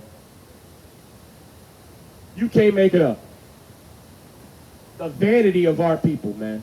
The vanity here in America in general. How far they'll go to make it seem like they're living a great life. Yeah, it's like, I don't understand how we spend all this time trying to make ourselves look good in front of about 8 by 8 feet worth of camera.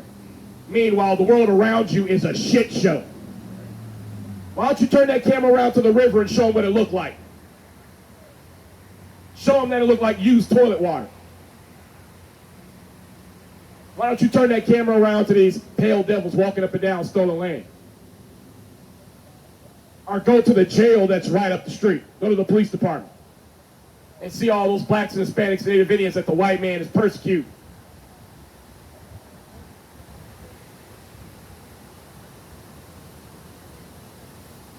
See, when we point stuff out like that, they look at us like we're crazy. Meanwhile, they dumbasses going into slavery and don't even understand that it's right up the street. Got the nerve to try to send black, Hispanic, Native Indian children to fight a war that their pedophile asses started.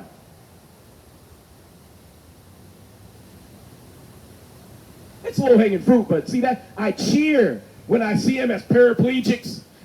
When I see them that they can't walk or they're crippled, I cheer because the world is that much safer for each and every one of y'all that's disabled. All praises to the Most High God. Did you see that damn Edomite? No hands, no feet, no legs, no arms. Nubs. Still gunned down his friend, black friend. Shot him to death. Over an argument. That's how lethal dealing with these damn pale devils is. They don't even need hands and feet to kill you. They just need time and opportunity. And you know how he probably died? Man, you're not going to shoot me. You're my friend. Trying to be a teddy bear black man. Died for it. Instead of giving glory to God that this devil has been maimed so it limits his ability to do evil. Can you imagine that type of wickedness having full-fledged use of his body? If he was willing to kill his best friend in cold blood, he would have been a serial killer.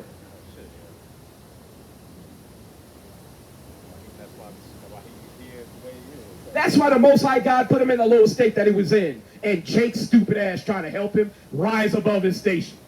Well, guess what? He got promoted. He killed your ass. I didn't know it was a brother. I just knew he had shot his friend. It was a brother. When I saw it was a brother, I was just like, you can't make this shit up, man. And there was two other white guys in the back when he asked them to help him get rid of the body, and they said no and got out. Yeah. Yeah, why didn't he shoot their ass? Yeah, he didn't shoot his white friends. Can you pull that up, by the way? Can you find that story for me? Because I want y'all to know this evil pale devil's name. And see, and the so-called Neuralink, or Mark of the Beast, a form of it, would give somebody like him full use of his limbs, or robotic limbs, so he can continue on doing wickedness unrestricted. Can't make this shit up. You really can't. Yeah, go ahead and read. Dayton Weber, a 27-year-old professional cornhole player and quad. I'm sorry. Go ahead, brother. Oh my God. A professional cornhole player and quadruple amputee has been indicted for first-degree murder in Maryland after allegedly shooting and killing his friend, Braderick Michael Wells, inside a car during a March 2026 dispute.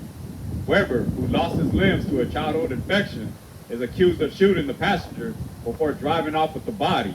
His attorneys claim self-defense, ain't that a bitch, alleging Weber would have been killed otherwise. Ain't that a bitch? And even after murdering his friend in cold blood, he still tried to blame the black guy. If it was self-defense, he would have never got that pistol out in time to do shit. It's just like y'all. And here's the thing: whenever it comes to us being a victim, all of a sudden we're like the meanest thug who ever lived on the planet, and they only escaped by their teeth. They were in fear for their life. But when it comes to us being healthy and innocent and righteous, all of a sudden we're frail. He doesn't even know what he's doing. He's too stupid to understand that he's being righteous and altruistic. It's anything to paint us as a monster. This brother was probably picking him up from his appointments. He was probably helping him and encouraging him. Man, don't give up, man. Man, look at how far, taking him to his so-called cornhole tournaments. You're a professional. Man, you're a professional. You're the best in the world. You're a champion. You're even better than them because you're doing it with no hands and no arms, man. Just bigging him up. Only to die for him. Where do we see another example of this in history? Cletus the Nigger and Alexander the Great. Cletus the Nigger saved Alexander the Great's life in the heat of battle at the Battle of Granicus, only to be killed by Alexander the Great in a drunken fit of rage. You cannot make this up. Some things never change. But just like the white man don't change, we don't change either. That soft spot for the devil was his undoing. Yeah, you never know. That could literally be Alexander the Greek and Cletus the nigger through the regeneration. Because we're standing in our lot at the end of days. See, it seems like a romantic tale when people are in high estate. But when you die in obscurity, that's when it really sinks in just how useless and stupid and pointless it is. So now that brother's family, his children, everything that he could have been has been cut down by his most hated enemy. And all he had to do was read the Bible and see that he was a murderer from the beginning and he abode not in the truth. That's all he had to do was read the Bible. Again, you can't make this shit up, bro. You cannot. I'm literally talking about a white man who shot his best black friend, only to turn around in ebony and ivory. You can't make it up. And they'll tell themselves, not us, we're best friends. To my brother, go to the gym and get your body right and start shining too much. And you'll see his real spirit come out. You'll see him hating on you and talking shit. He'll realize that he can't keep up with you. And that's when the envy comes out. That's when the hatred comes out. That's when he starts planning around you, talking to other people, poisoning your relationships. All of a sudden, you're wondering why everybody around you is like, hey, what did I do? No, what did he do? What did he say? Sit him not by thee, lest he seek to take thy seat. And if given the opportunity, he will not be satisfied with blood. It's not enough for him to take your life. Did you see his mugshot? Try to look it up. He's smiling in that mugshot after having killed his best friend. See, that's why when we tell you blacks, Hispanics, Native Indians to separate from your adversaries, to separate from the sons of the slave master, and you look at us like we're crazy, you're the ones who pay in blood. That's him, right there. That's him. Look at that. That's a mugshot. That's after he got arrested for murdering his best friend. But in his mind, I killed a black man. See, most of you so-called black men, you don't understand, again, just how far you've fallen. When they have the gladiatorial games during Greco-Roman times, who do you think the gladiators were? See, most of y'all don't look at the archaeology and the ostraconology, or the study of pottery shards, and the art that's on them, that shows black men wrestling lions with their bare hands for the entertainment of these goddamn devils. But because you don't know that, you don't know how they see you. They see you as a place for entertainment. They see you as a tool for their amusement. Andy's plaything. Couldn't have said it better myself. That's how they see you. And when they're done with you, they want to put you back in the toy box. And if you don't want to go back in the box, well, got to take old Yeller back behind the shed. He's grown too big for his britches. He's rapid. He's crazy. Yeah, he crazy. Big old mean, crazy black man. Again, you can't make it up.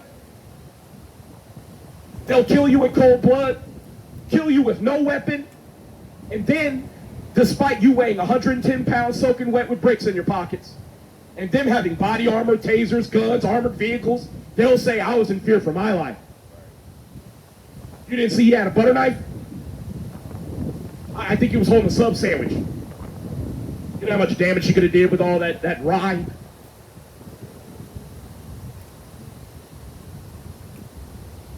See, again, we make a joke just so that our people can see it's comical. Meanwhile, you black, Hispanic, and Native Indian men are trying to be fucking teddy bears out here. I'm going to tell you, you cannot be innocuous enough. Can you look that word up for me? Innocuous? You cannot be innocuous enough for these white devils to leave you alone.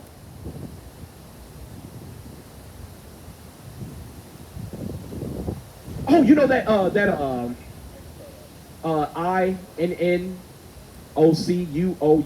innocuous. Let's see what. Keep going. Innocuous means not harmful, injurious, or offensive. You can't be teddy bear black man and have them overlook you. Because they're looking to persecute you. Innocent or guilty, it don't matter. You see that pipe bomb thing that they're talking about now that happened, I think, in New York? You know who they arrested for, right? A black man. A black autistic man. Again, you can't make this shit up. Yeah, I'm not trying to say the R word, right? Because our brother's not R word. But to be autistic to the point where even his mother's like, look, he can't do that. When it comes to the scientific things, even talking to people, he's damn near nonverbal. He is heavily on the spectrum. And the white man is trying to portray him as a fucking mastermind. Right, now it was him while they're planting the evidence. Look, see, here's all the shit. They even have the perpetrator on camera. There are witnesses saying that it's a woman and she's white. They even have her on camera waving at a police cruiser as the cruiser goes by before she plants the pipe bomb. Cannot make this shit up. Only to double back and go, black guy did it. Get me the accuser of our brethren is cast down.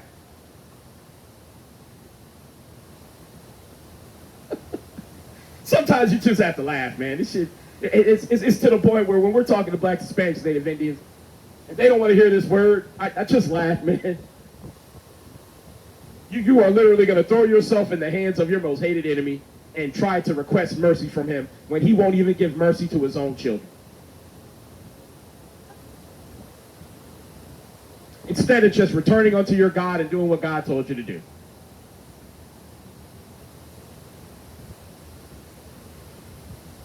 Yeah, there it is. Thank you. Revelations chapter 12, verse 10. And I heard a loud voice saying in heaven, now is come salvation and strength, and the kingdom of our God, and the power of Christ, and the power of his Christ. For the accuser of our brethren is cast down, which accused them before our God day and night. The accuser of our brethren is cast down, who accuses us before the Most High God day and night, despite him being the premier rapist of the planet, the most known pedophile of the planet, the most known land thief, the sower of sedition in the whole earth. He has the wherewithal and audacity to constantly accuse blacks, Hispanics, Native Indians, and the Israelites all around the earth of being violent, of being thieves, being covetous, being jealous. He accuses us of all the negative things that he is. He literally projects who he is onto us and attempts to portray himself as us.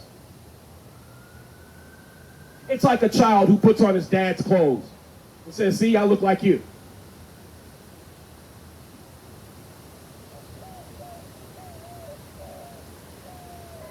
Again, man, we've been cooking today, man, but I understand. It is what it is. Now, I was hoping those brothers were going to stay in the area and get fed a little bit. That's what I thought. I was like, all right, we about to teach. But it's cool. I get it. As long as he in the area on Saturday. I'm going to start trying to pull him to the side, get a commandment or two. Get me since thou hast not hated blood. Yeah, since thou hast not hated blood. That should be enough. And then I have given them, or I give you blood to drink because thou art worthy. I think that's in Revelation. Is that 16? Where's my other Bible at? Hold on. Is that there? Where's my bag? Shit, I'm all turned around. Where's my other Bible at, man? I think I left it at home. Yeah, damn. I got my ESV here. Hold on. Oh, shit. You got it? Ezekiel chapter 35, verse 6. Therefore, as I live, saith the Lord God, I will prepare thee unto blood, and blood shall pursue thee. Since thou hast not hated blood, even blood shall pursue thee. Thus will I make Mount Seir most desolate, and cut off from it him that passeth out, and him that returneth. So since these people don't hate blood, in fact, they love it, They like it, they love it, they can't get enough of it. Since they can't help but kill the Israelites and desire to kill even more of them, the Most High God is going to return the favor. See, it's a shame, man. This is the type of stuff that our people should be chomping at the bit to hear, man.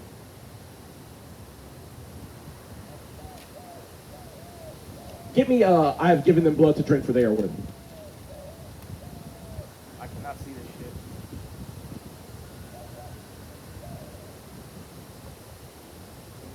Actually, here it is. I got it. It's in 16. And you know what? Start at... Yeah, just get 6. Yeah, get straight to the point. Revelations chapter 16, verse 6. For they have shed the blood of saints and prophets, and thou hast given them blood to drink, for they are worthy. So the Most High God is going to give the slaughterers of his people blood to drink. See, have you ever had somebody who is clamoring for something so much to the point where it vexes you? Somebody who might be saying, hey man, you know, like I'm thirsty, give me some water, give me some water, give me some water. You give them a little bit, and they keep clamoring for it. More and more. So eventually you go, fuck it, I'm going to give you all the water you can drink. And then when they've had enough, you're like, no, keep drinking, because you keep begging me for it. So keep drinking. That's what the Most High God is going to do to these devils, because the blood that they've shed of his children is never enough. As a matter of fact, get me Jeremiah 25. And start at 27. Jeremiah chapter 25, verse 27. Therefore thou shalt say unto them, Thus saith the Lord of hosts, the God of Israel, Drink ye, and be drunken, and spew, and fall, and rise no more, because of the sword which I will send among you. And it shall be, if they refuse to take the cup at thine hand to drink, then shalt thou say unto them, Thus saith the Lord of hosts, Ye shall certainly drink. For lo, I begin to bring evil on the city which is called by my name. And should ye be utterly unpunished, ye shall not be unpunished. For I will call for a sword upon all the inhabitants of the earth, saith the Lord of hosts. So the Most High God is about to call for a sword upon all you oppressors. All praises. See, again, that's why I try to tell our people, you don't know who your God is. The Most High God saw every lash laid on your back. He saw every rape that took place. He has seen every time your children went missing and it was some nasty, crusty-ass white man. The Most High God has seen it all. And it's been documented. And the Most High God kept silence, waiting for them to build their iniquity to a full. But guess what? That cup is almost full. And that judgment is going to ring out. Give me Lamentations 4 and 21 through 22. See, there should be cause for jubilation to the sons of the slave master. You should be quite happy with your lot that is coming your way. See, you're about to have to drink of the same blood of your children that we had to drink of. Right? You're about to have to suffer losses numbered in the hundreds of millions. Rejoice. Lamentations chapter 4, verse 21. Rejoice and be glad, O daughter of Edom, that dwellest in the land of Uz. The cup also shall pass through unto thee. Thou shalt be drunken, and shalt make thyself naked. The punishment of thy iniquity is accomplished, O daughter of Zion. He will no more carry thee away into captivity. He will visit thine iniquity, O daughter of Edom.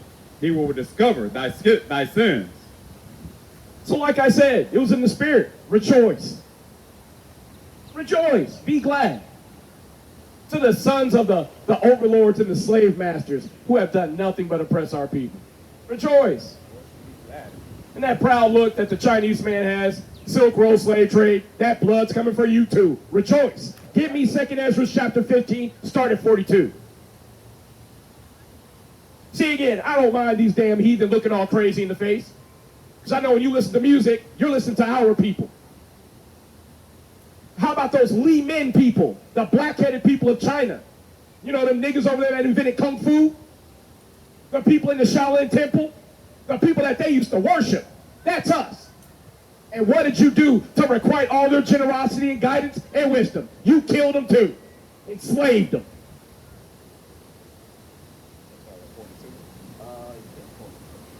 Actually, go to 46. Got it. All praises. Thank you. Second Ezra chapter 15, verse 46. And thou, Asia, thou art partaker of the hope of Babylon, and art the glory of her person. Woe be unto thee, thou wretch, because thou hast made thyself like unto her, and hast decked thy daughters in whoredom, that they might please and glory in thy lovers, which have always desired to commit whoredom with thee. Thou hast followed her that is hated in all her works and inventions. Therefore, saith God, I will send plagues upon thee, widowhood, poverty, famine, sword, and pestilence, to waste thy houses with destruction and death. Can you skip up to 56 and read down? So the Most High God has said even destruction unto Asia. See, all the enemies of Israelites are going into slavery. All thine adversaries, every one of them, shall go into captivity. Yet now when you see the leader of China, what's his name, Xi Jinping, he shows up in a suit and tie. That's not your culture. That's the culture of the white man. You've made yourself just like him. And just like the so-called white man, he oppresses the Israelites in his land. No different. See again, let's see what the Most High God has to say through Ezra, right? Or Ezra, same person. Go ahead, get it. Second Ezra chapter 15, verse 56. Like as thou hast done unto my chosen, saith the Lord, even so shall God do unto thee, and shall deliver thee into mischief. Thy children shall die of hunger, and thou shalt fall through the sword. Thy cities shall be broken down, and all thine shall perish with the sword in the field. They that be in the mountains shall die of hunger, and eat their own flesh, and drink their own blood, for very hunger of bread and thirst of water. So the Most High God is making it readily apparent that just as the white man has to suffer for what he's done to the Israelites, the Asian man has to suffer too. Silk Road slave trade, might want to read about it. See, if you read Isaiah and Jeremiah, you will quickly see that all these nations have to go into captivity. And they're mentioned by name. The only difference is for all these heathen, the white man is the only one who has to perish after he gets out of slavery. See, that's why we try to tell our people, it's time for you to put away childish things and come back to your God. Shalom, King. Wow. It's time to wake up. Because I'm going to tell you, the time is far spent. The morning is almost here.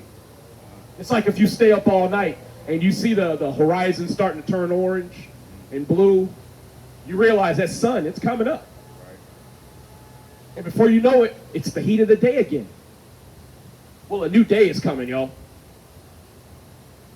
And the ability for the heathen to take advantage of God's children and put them in slavery, to steal their culture, steal their trends, work them to death, all of that is about to pass away.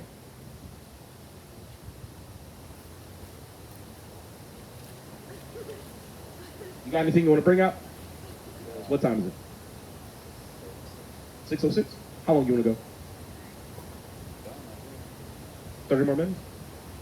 All right, cool. Y'all believe in the Bible? You know the Bible says white man going into slavery. It sure does. I didn't know that. Ain't it appropriate? I mean, shit, for 500 years of rape, robbery, murder, something should happen.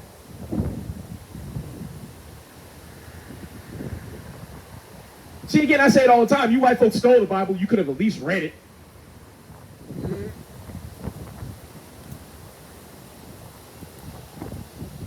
See, and it goes to show America has used the Bible to co-sign wickedness. They use the Bible to say Jesus loves you no matter what you do. Christ never said that. As a matter of fact, Christ told you all that the Pharisees bid you, observe and do. But do not after their works, for they say and do not. He told another Israelite, if thou will inherit the kingdom of heaven, thou shalt not murder. Don't commit adultery. He told him to keep the law. Again, that's why y'all should have never picked the Bible up. Because what happens if you pick up a contract and you sign it? You're beholden to everything in that contract. Well, they picked the Bible up, even though it wasn't for them. And they said, America is a Christian nation. And yet, they didn't do things that were very Christian-like. They got to suffer as a result.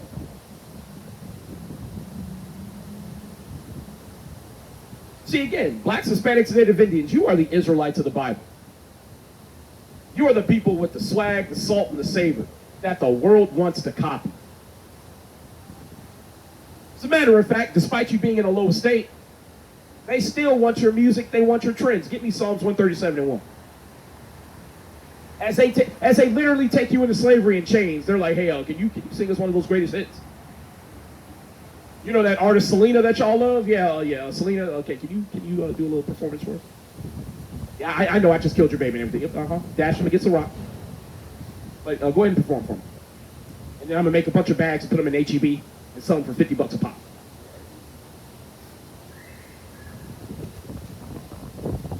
Psalms chapter 137, verse 1. By the rivers of Babylon, there we sat down. Yea, we wept when we remembered Zion. We hanged our hearts upon the willows in the midst thereof. For there they that carried us away captive required of us a song, and they that wasted us required of us mirth, saying, sing us one of the songs of Zion. See, a lot of times, blacks, Hispanics, and Native Indians, you don't understand just how much you suffer to create the trends that the white man steals freely. When you look at jazz and blues, R&B, the immense suffering that our people had to go through to create that body of music. Only for the white man to go, man, I like how that sounds. Let me try it.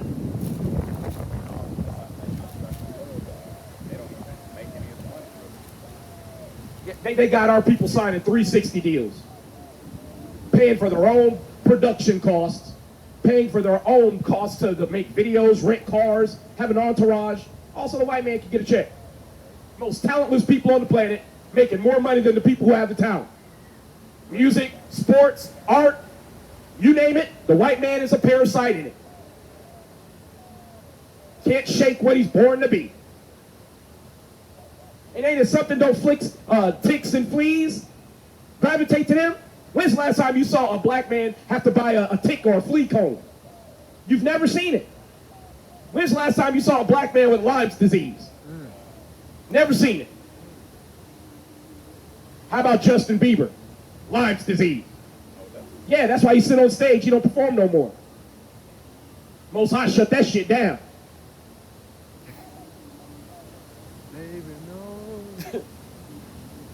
The corniest R&B replacement I've ever seen.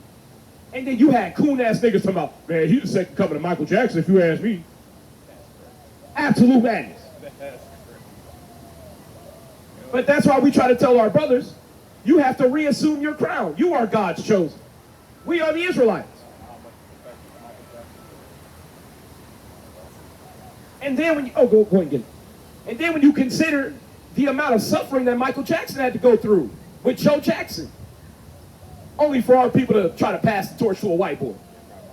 Y'all got time for the Bible today? We always got time for the Bible, but we're coming back. Okay, what tribe you come from, King, before you go? If your fathers are Negroes, you're from the tribe of Judah. That's right. Christ had big lips, big nose, nappy hair, just like us. That's right. My hair nappy too, King. It's beautiful. See, again, the white man, he vilify you on the job for it because he grows fur out his head. Our hair is alive. His hair is dead. Yeah, and he growed out his back. See, again, and plus, the biologists and these physiologists, they'll tell you your hair is an extension of your nervous system. See, again, that's why y'all need to be reading these scientific journals and books. The way your body is designed by the Most High God, it's more than just to post a good picture on Instagram. We are literally designed to be better, to be faster, stronger, more resilient. Hey, how about them people up in Flint, Michigan? Did they ever replace those lead pipes? Nope. But you know what they did find out? That those lead pipes are all over America, mainly in the hood. Hey, how about Cancer Alley in Louisiana, where our people live right by refinement centers? Hey, how about those Shoshone Indians who live on one of the most irradiated reservations in the world? They've done over 900 nuclear tests above and below ground on that very same land. And guess what? Those people are still living there, still flourishing. Can't kill them.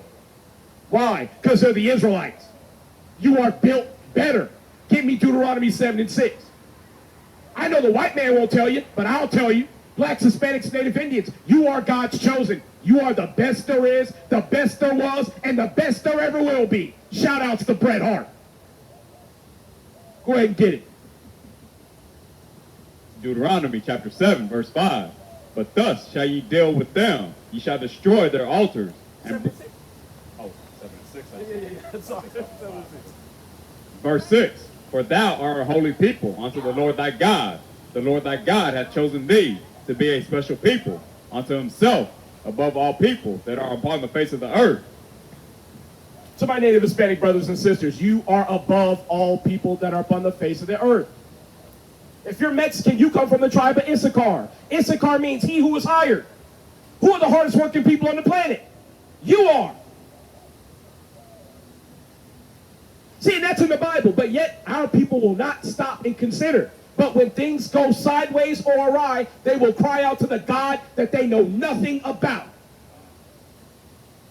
And that's exactly why the white man gets to be your supervisor. He gets to be your foreman. He gets to be your boss. Why? He makes 3 times as much as you do, but does 3 times less than you do. That's why. He's the head and you're the tail. It's part of the curses of Deuteronomy 28. We're not saying anything that's not in the Bible. I know you don't like the way I'm saying it. Too damn bad. Most High God wouldn't need to send the damn prophets to you if you would read his word in the book and follow. If you didn't depart from the wisdom of God, nobody would have to chide you like this. But because our people refuse to do what they're told by the Most High God has to send messengers. Some of them happen to be a bit, rough around the edges. I'm not going to say a cruel Lord or a cruel messenger, because a cruel messenger is when the white man kicks in your door talking about, hey, where the kids at? Hey, I'm looking for a Hispanic man from the height of 4'11" to 7'8".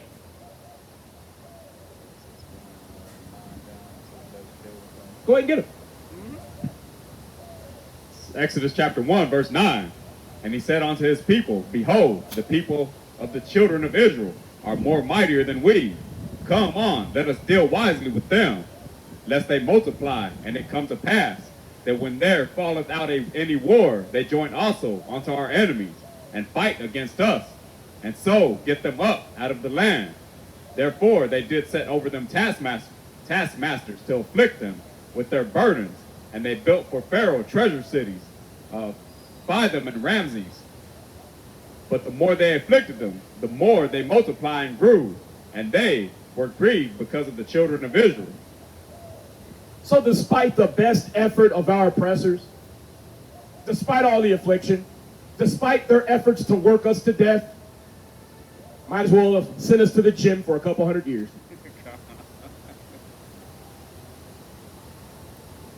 We're the best. And I'm not talking about how DJ Khaled says it. A pretender. A guest in our house who was uninvited, by the way. He says, we're the best, as if he has a lot amongst the children of Israel, when he is of the children of Ishmael. Yeah, when you say it, it don't even sound believable. It don't even, and especially when you see him. See, again, that's why I keep trying to tell our people, man, you got to pick this Bible up. Seek ye out of the book of the Lord and read. Give me Isaiah 34:16. Man, sometimes it's incredible, man. It's incredible. To have a whole family walk by, know those words are for them, and just like, I'm gonna keep on walking. Like, all right, man, all right. Especially if you didn't know that your people are in the Bible. It's incredible, man. And see, and it's like I said, we are coming into the days where you are going to flee from a proverbial bear only to meet a lion, escape the lion, and put your hand up on a wall thinking you're safe, and a snake bites you. It's going to be hazard after hazard after hazard, calamity after calamity after calamity, problem after problem after problem, crisis after crisis after crisis. Pretty much getting bad and scared of your destruction. Yeah, the Most High, and here's the thing, the Most High God's going to string you along so that you're confronted with the king of terrors, as it says in the book of Job. As a matter of fact, get that for me. Shall bring him to the king of terrors. I believe that's in what? What is it? That Job, somewhere in there. You can find it.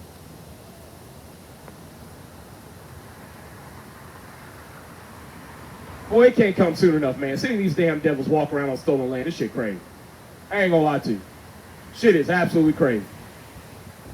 It's like seeing your house infested with roaches, man. If only there was pest control I could call.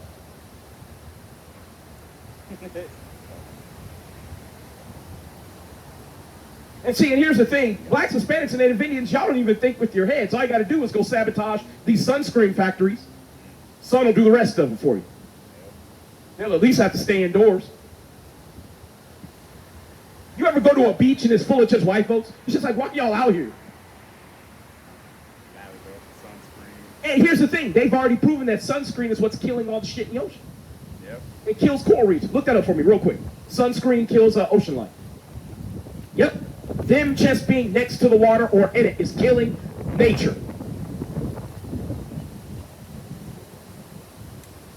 Yep. There it is. Many common sunscreens contain chemical filters like oxybenzone and octonixid that are highly damaging and sometimes fatal to coral reefs.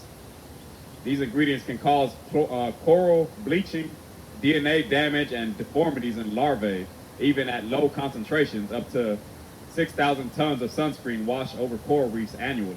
Get me, he who was evil to himself, to whom how shall he be good? So the white man is putting these poisonous chemicals on himself just to go outside in the sun. And as a result, all creation is suffering for it. Remember how I said that they're merciless even to themselves? Again, oppression maketh a wise man mad. Most of y'all ain't mad because you dumb as a rock. I'm not even going to pull him a punch. You dumb as a rock. If I ask you what's the last book you read and you have to think back to high school and you 43, you're dumb as a rock. If I ask you to write something and you make a closed fist around your pen or pencil, if your E's and R's are still facing backward because you retard, but you dumb. It is what it is, man. It's not personal. It's just an observation. Go ahead and get it. Sirach chapter 14, verse 5. He that is evil to himself, to whom will he be good? He shall not take pleasure in his goods. Oh, man. That little extra bit on the end, I forgot that was there. He shall not take pleasure in his goods. So despite stealing all the lands of the earth, he can't even go outside and enjoy it. Think about that, blacks, Hispanics, Native Indians, especially my Native Indian and Hispanic brethren. Think about that. The beauty of America, Canada, Mexico, South America, all these millions of hectares of land, what's beautiful and pristine, all cut down and made a desolate wilderness so the white man can feel comfortable.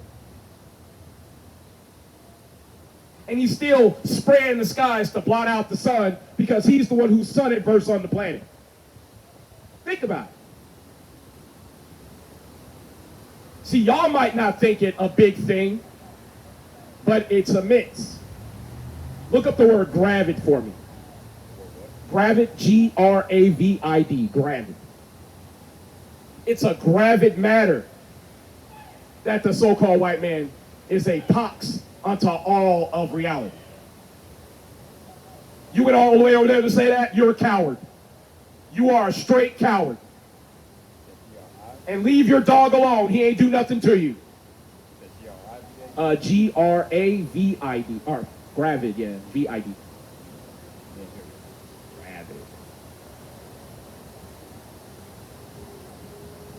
Gravid.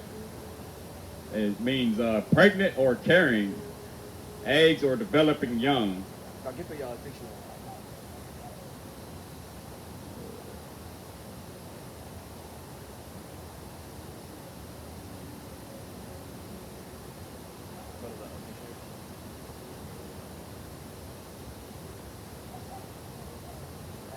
Yeah, get grabbed.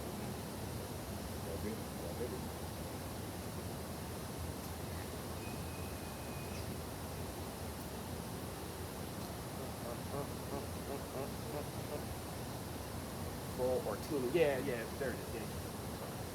It actually, it says pregnant, but it means something that's full or basically pregnant with meat. Full. So when you say gravid, it could be a literary term. Yeah, you read that. It can refer to a female who is literally pregnant, and it is also has the figurative meaning of pregnant, full, or teeming. So it is a matter of great importance. A matter containing a lot of contextual meaning. It is a gravid thing that your enemy, the so-called white man, is in leadership. Because when the wicked beareth rule, the people mourn. But when the righteous are in authority, the people rejoice. A wise king builds up his nation, but a wicked king destroyeth his people. See, everybody's mad at Donald Trump because he's being what the white man dreams of being. A petulant child wielding authority, destroying everything around him. He's just the one in the position to do it. See, and that's why now all of a sudden the word on the street is everybody needs to come together and fight the oppressor. Well, that's you. What do you mean? That's you. Just because now you're on the outs with your authorities doesn't mean you are on team good guy.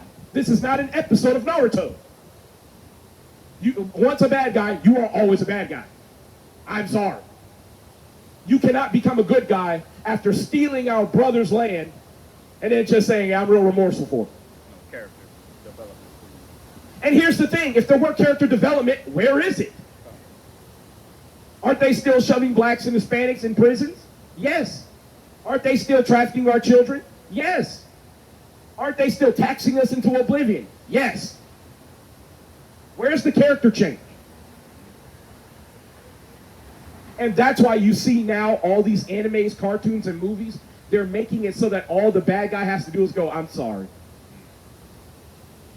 Yeah, I know I just spent the last hour and a half of this movie trying to kill all y'all, but I'm real sore for it.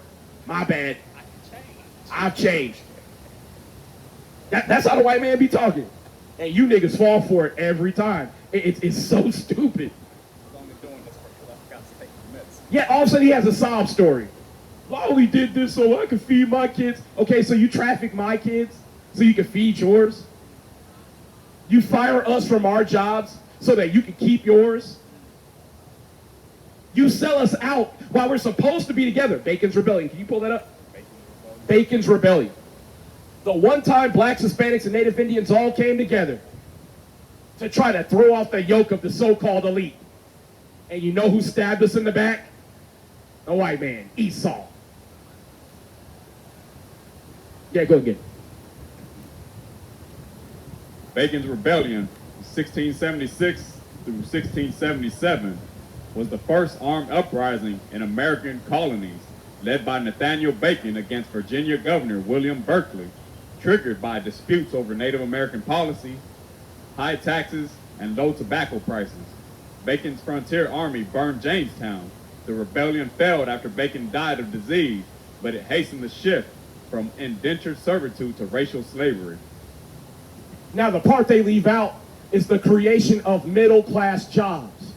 You know, those jobs like city councilman, jobs like fireman, policeman, or slave catcher.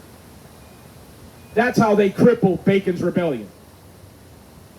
They employed the white man to betray everyone else. And he has spent his entire life living up to his reputation of being untrustworthy. See, again, when they look at us, and they look at us with disbelief, that tells me you don't read books.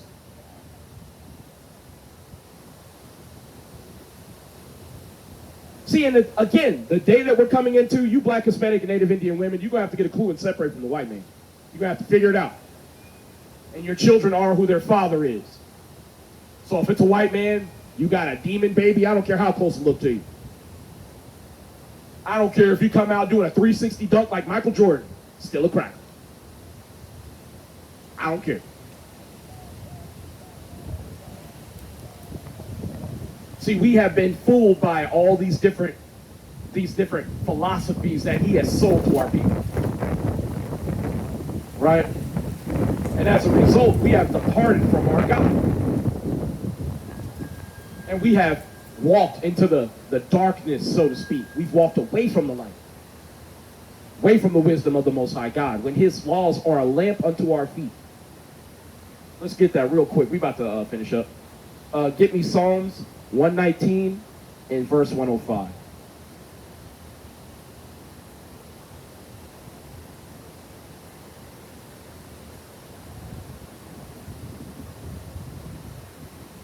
Psalms chapter 119, verse 105.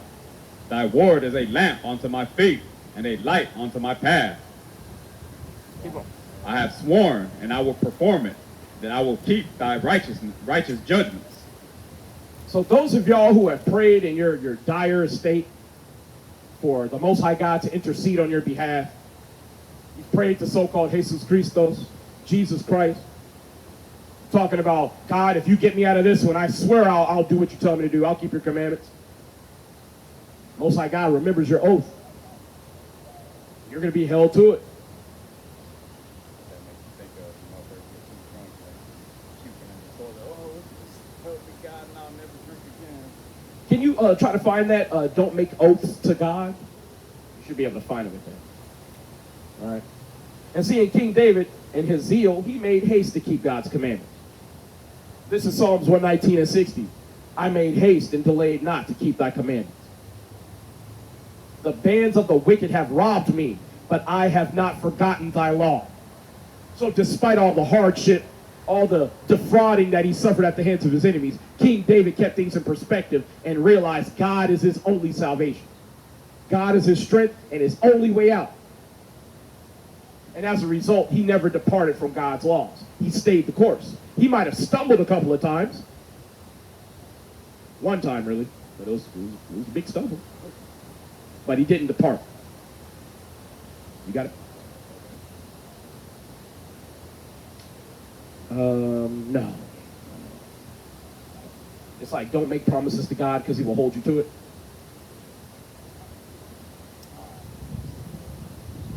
You know what I'm talking about?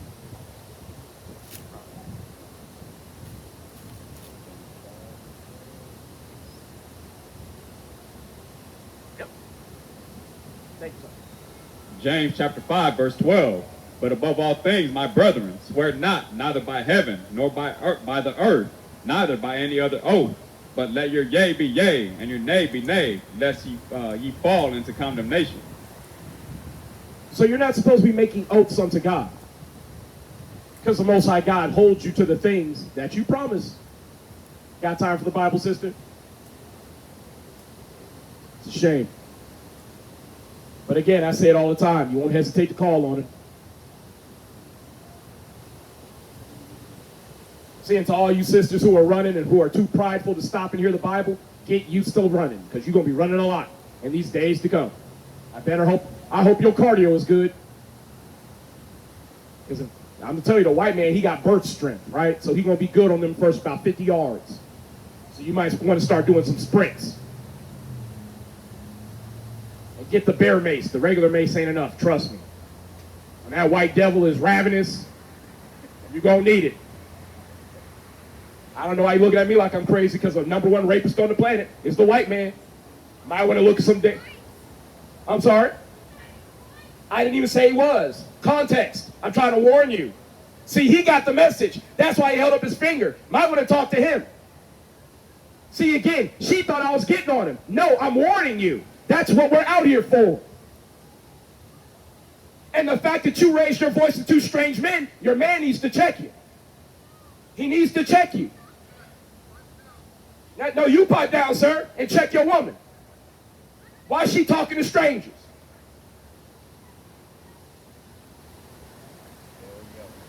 For real, we're trying to tell our people the number one enemy on the planet is victimizing you. Who's trafficking all these black and Hispanic women? I will wait, so-called white man. But when we call it out, all of a sudden, why are you talking about him like that? Why you talk about Massa?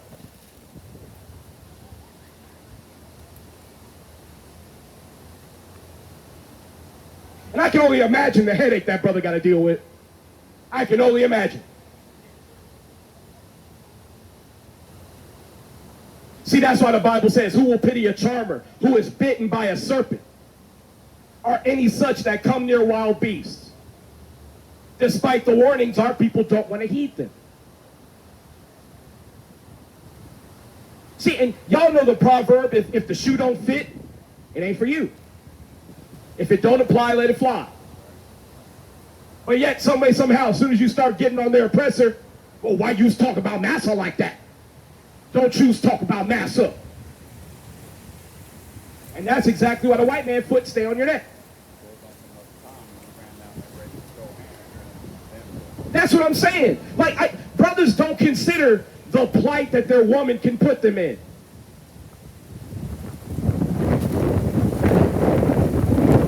See, now I understand. Brothers looking at our stature, not understanding. Come on. Not understanding that, brother, you look real out of shape. You look real out of shape. And you never consider that brothers might be trained to go to war with you. And you don't consider that people don't even fight anymore. They just pew-pew. There are people all the time who are dying because they can't silence their woman.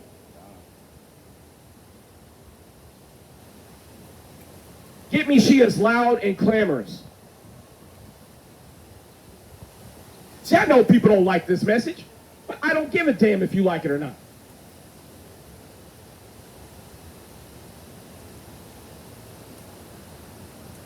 See, she's so focused on having issues with strangers, she didn't even see her man agree with us.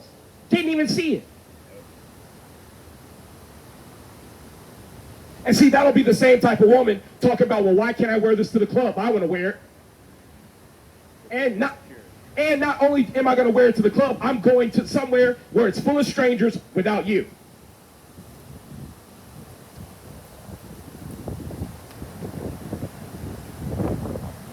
I don't understand. Meanwhile, when something happens, she'll run her dumb ass back home, talk about where were you to protect me. Go ahead and get it. Proverbs chapter 9, verse 13. A foolish woman is clamorous. She is simple and knoweth nothing. For she sitteth at the door of her house on a seat in the high places of the city to call passengers who go right on their ways. Whoso is simple, let him turn in hither. And as for him that wanteth understanding, she saith to him, stolen waters are sweet, and bread eaten in secret is pleasant. But he knoweth not that the dead are there, and that her guests are in the depths of hell. So a foolish woman will run her mouth, turn you away from righteousness, and lead you right to your grave. She'll tell you, hey, the good way is right here. It's funner over here. The food is good over here. The liquor's good over here. Hey, we turn it up. Right. All of a sudden they shooting at the club, and you get hit. Now you on her shirt while she standing next to another nigga hugging him, crying into his shoulder while she get piped down right after your funeral. I'm literally not making this shit up. This shit happens every day in the black community especially. Your woman will literally be crying into the arms of the man she cheating on you with, after talking you into being a crash dummy to get killed on some shit she started.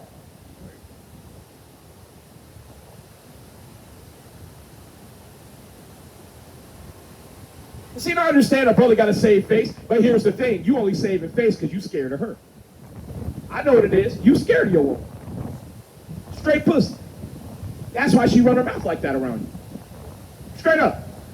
My wife knows, and it's not to say that I'm controlling. No, it's how you govern your house to be responsible and protect those in your house. My woman knows you don't raise your voice to strange men. As a matter of fact, if I'm present, you don't even talk to them. You don't say nothing unless I say something first. Straight up. No, when he said pipe down, he didn't even say that shit with conviction. Yeah, he said it like, oh yeah, you just running your mouth. Brother, I'm right here. If you want to be your woman's champion, come up here and see what happens to you. I'm not inviting violence, but I'm not going to be silenced by a fucking coward who can't control his woman. Straight up. You the bitch nigga, not me. And that's something you blacks, Hispanics, Native Indians, you got to get rid of that whole happy wife, happy life. We're living in hell because of that. Our kids are running wild with no control because we will not come back to the laws of God and run our household. Give me 1 Corinthians 11.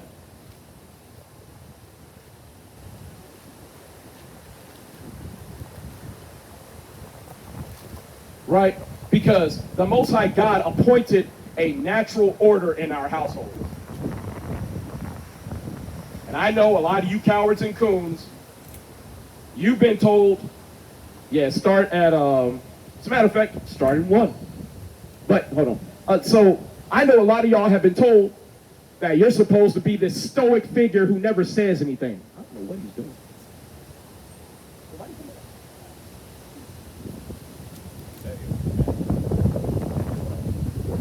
He might have got something else. But, see, a lot of times brothers don't understand the danger that they're really in when their woman is flapping her gums. And a lot of times men brush it off. In the times to come, that's going to cost you your life. Straight up. Especially when people are shooting first and asking questions later, you better learn how to control your mouth. Straight up. The only thing that's going to stay the hand of a violent man is the fear of reprisal from an equally violent man. So in other words, to you women, stay in your lane. Yeah, don't get beside yourself. Or you might be sitting beside your man waiting on EMS. That happens a lot. I'm not threatening anybody. I'm telling you that's how it is. There are videos that you can pull up right now. World Star, TikTok, YouTube. Woman wouldn't shut her mouth. Man has to take a beating for her. And the sad part is, she still won't even shut her mouth most of the time. Even after you have to take an L. She's acting like that can't come her way. But these YNs, oh hell no, they will beat the shit out of anybody. They don't care if you young, old, big, skinny, they will mob up with 20 of them niggas and stomp you out. Shit, I saw some Karen trying to get on some teenagers at a skate park. They beat that woman's ass. Straight up. Go ahead and get it. 1 Corinthians chapter 11, verse 1. Be ye followers of me, even as I also am of Christ. Now I praise you, brethren, that ye remember me in all things, and keep the ordinances as I delivered them to you. For I would have you know that the head of every man is Christ, and the head of every woman is the man, and the head of Christ is God. Every man praying and prophesying. So that's the pecking order. Most High God, Yahweh Shai, or who y'all call Jesus Christ, the man, and then the woman, and then the children. That's the natural order that is given to us in the Bible. Amen. Well, it was given to the Israelites and no one else. Yep. Amen. I'll co-sign that. That's why the people who push the matriarchy the most is the so-called white man. And they pushed it in the black community to the point where now children are our oppressors and women rule over them. Never fail. You're reading something and they come and say amen. They don't even know what the fuck they're talking I'm going to tell you, that's spiritual, man. It's spiritual. Talk about women being in order, keeping their mouth shut. Amen. Running their fucking mouth. Yeah, while being out of order. Again, I keep saying it, but here's the thing. That wasn't given to them. So I can't hold nobody to a standard that's not their standard. But I have to advise my brothers, if you have a woman running her mouth, you need to drop that bitch like a hot rock. Straight up. If you ain't got kids with her, give her one warning. If she can't abide that warning, or she starts talking about, you ain't gonna control me, all right, that's cool, I'll see you later. And by see you later, I mean never again.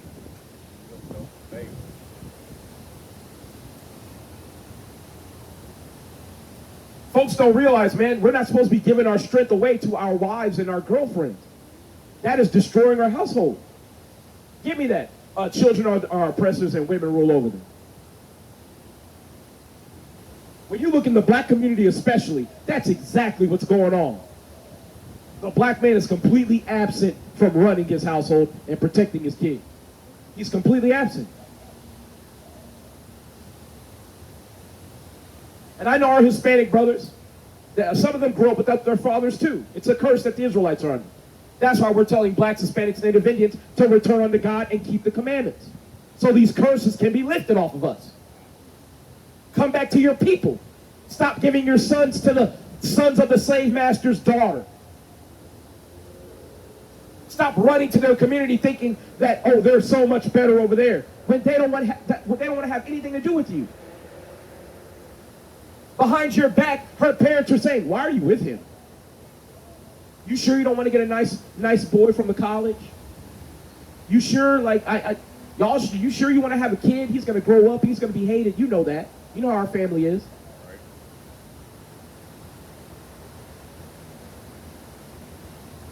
Incredible, man. Isaiah chapter 3, verse 12. As for my people, children are their oppressors, and women rule over them.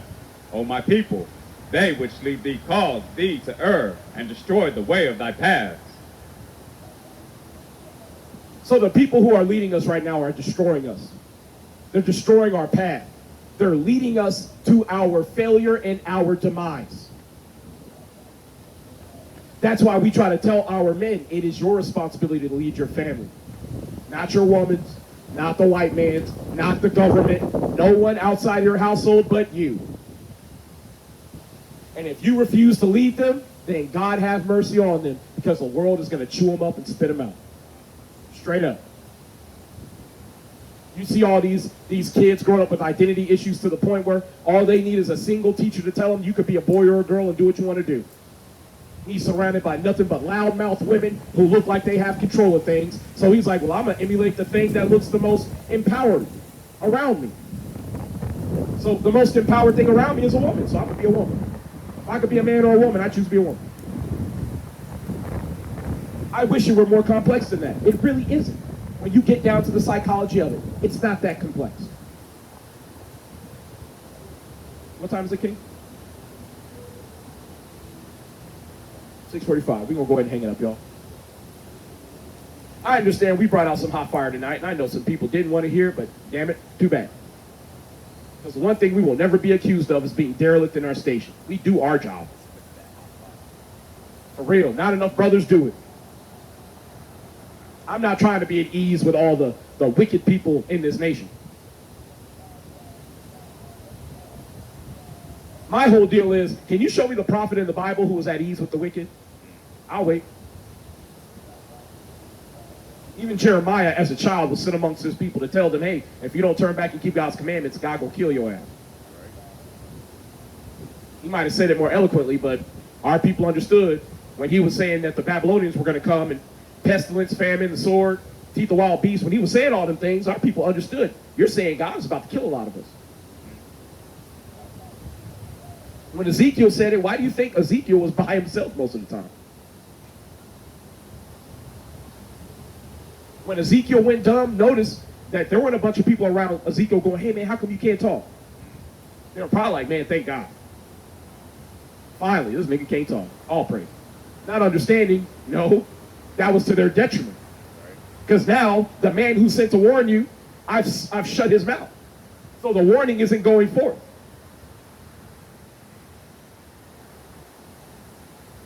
See, again, that's why I thank the Most High God. This ain't a damn popularity contest, man. I thank God. Because if we were trying to get merit badges for popularity and shit out here, I know I'd probably be the worst damn teacher in Israel. I don't know, bro.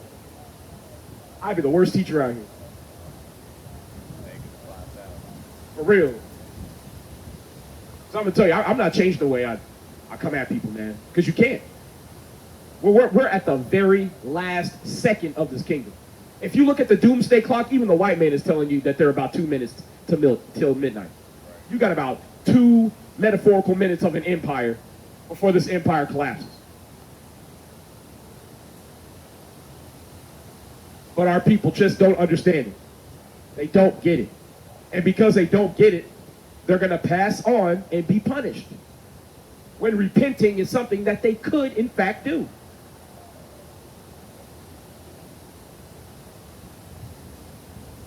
But, brother, can you get me Revelation? Actually, you know what? Let's go out on Ezekiel 9 today. Yeah, that's what we're going to do. We're going to go out on Ezekiel 9. All right. Yeah, I know you got it. Yeah, I know. It's cool. Yeah, I can see. Yeah. Well, I mean, and the reason why I'm going to go out on Ezekiel 9 today, man, it's just to leave it on the message that is directly about the Most High God's reprisal to the wicked of our people. To let you know that anybody can get it. It's just to let our people know anybody can get it. You got a lot of Israelites who think that they're too young and they're going to be stalled out by the Most High. You got a lot of Israelites who believe that, hey, man, I'm a girl, I'm a female. God wouldn't do that to me. Hey, you got brothers saying I did my best. Not understanding, no, bro. Your best wasn't good enough. Shalom, King. Hey, what's up, man? Hey, kid. For a second. I thought you was coming to rob some niggas, man. Shalom. Brother put his hood up. I was like, uh-oh. Oh, nah. Yeah, it took me a while to get over here, man. Okay. You want to stay out here alone? Nah, I can't. I got work anyway. Okay. We late just coming. I said, fuck, I'm pull up. Okay. Well, let's get this in Ezekiel 9 real quick. Nah, we gonna grab it from the top. Hold on. I thought you were Yashamar, man. I thought that brother was coming out here today. It's another brother. Okay. He's supposed to pick up some stuff from me, but it's cool. Okay. But yeah, start at 2. As a matter of fact, shit, just start at 1, man. We'll read down to 7. Ezekiel chapter 9, verse 1. He cried also in my ears with a loud voice, saying, cause them that have charge over the city to draw near, even every man with his destroying weapon in his hand. And behold, 6 men came from the way of the higher gate, which lieth toward the north, and every man a slaughter weapon in his hand. And one man among them was clothed with linen, with a writer's inkhorn by his side. And they went in and stood beside the brazen altar. And the glory of the God of Israel was gone up from the cherub, whereupon he was, to the threshold of the house. And he called to the man clothed with linen, which had the writer's inkhorn by his side. So what you're seeing is the Most High God has dispatched angels to handle a certain job. You've got a number of soldiers, and you've got a leader amongst them. And the leader is the one clothed in linen with the inkhorn. He's got a pen. Basically, he's there to write down everything that's happening and to give orders. Y'all know the proverb, the pen is mightier than the sword, all praises. Let's see what orders he gives out to these angels. Verse 4. And the Lord said unto him, go through the midst of the city, through the midst of Jerusalem, and set a mark upon the foreheads of the men that sigh and that cry for all the abominations that be done in the midst thereof. And to the others he said in my hearing, go ye after him through the city, and smite, let not your eyes spare, neither have ye pity. Slay utterly old and young, both maids and little children, and women, but come not near any man whom is the mark, and begin at my sanctuary.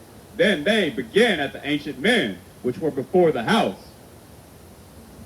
So the order that he gave out was go throughout the Israelites and set a mark upon them that sigh and cry for all the abominations, all the wickedness that be done in this empire.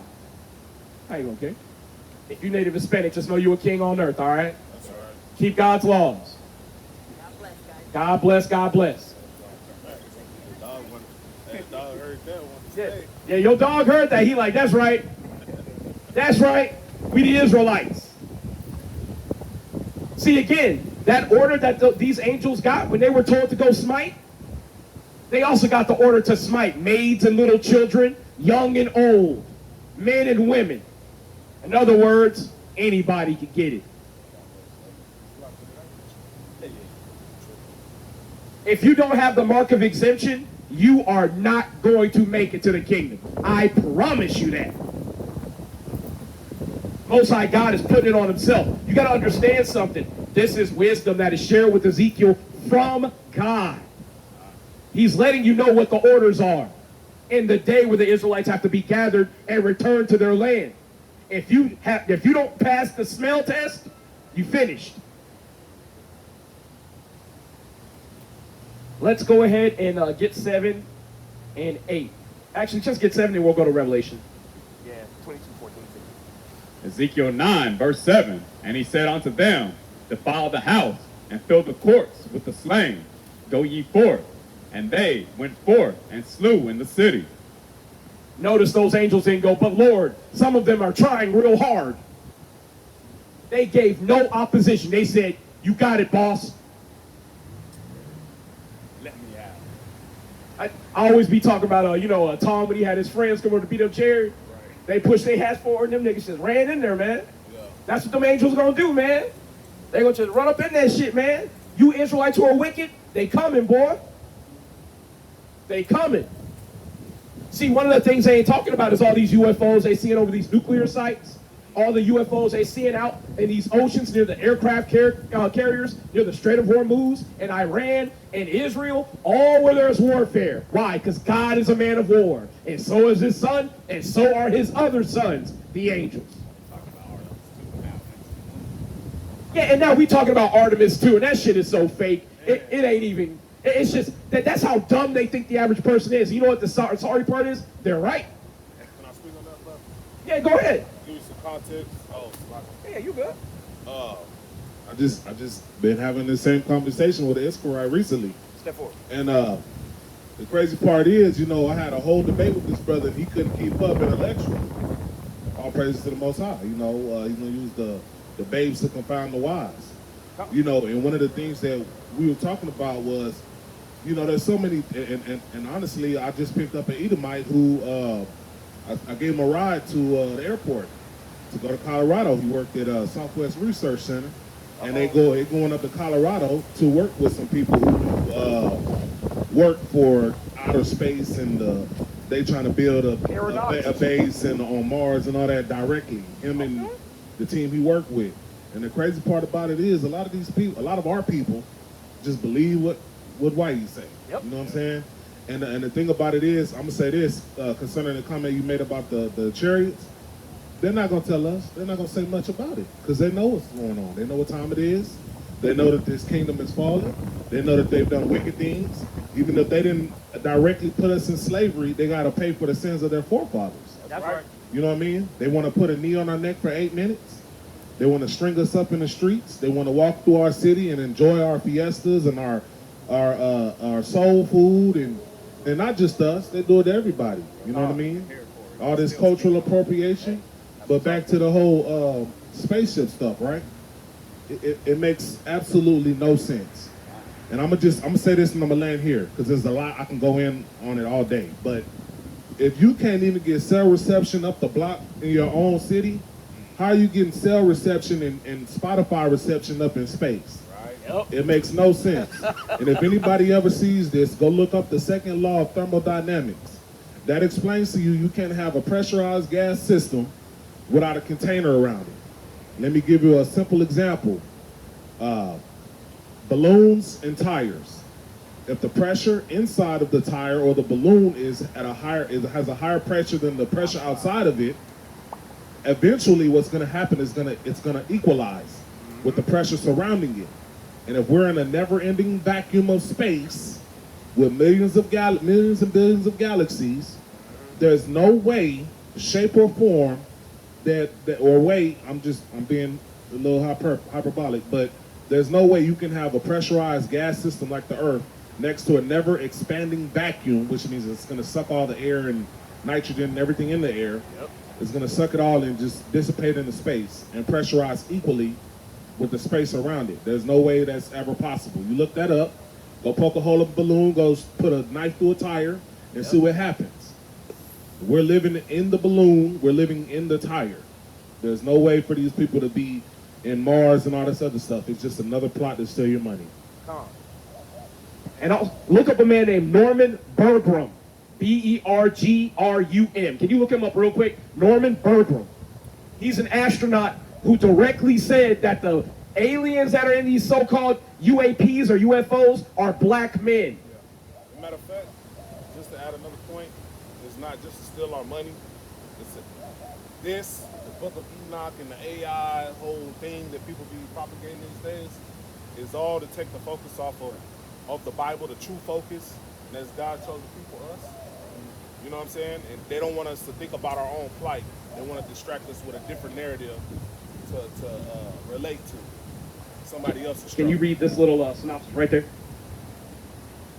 I hear you, brother. Hold on. I want him to get this. Norman Berggren, a former NASA engineer, talks about 7-foot-tall black people walking out of gigantic mothership. And that's just the snippet of the video. But just look him up, Norman Berggren. And when he was being interviewed, it was by a blonde-haired, blue-eyed white woman, and she tried to say that they were like just black aliens. And he was like, no. Yeah. That he specified they are black African-American looking men. I did come across that in the past. They try to bury it Come with Greys and the Nordics and all Now, the other. you brought up the Greys. You know where they got that from? Aleister Crowley. Yep. Aleister Crowley, Jack Parsons, and Yep. What was the other boy name? Anton LaVey? Yeah. Yeah. Anton LaVey. So what y'all think of as gray aliens, that comes straight out of Satanism. Right. Aleister Crowley doing all types of rituals and then going into meditation. And it was a demon known as Liam, L-I-A-M. Ritual sex magic. Yeah, ritual, yeah, and the brother's right. You got to get it right. Aleister Crowley is known as the wickedest man to ever live on the planet. And he engaged in what you call sex magic. So if conventional sex isn't wicked, then you can infer all the other stuff he was doing. Kids, gay, all that stuff. Yeah, he was heavy on the gay stuff. Do as thou wilt.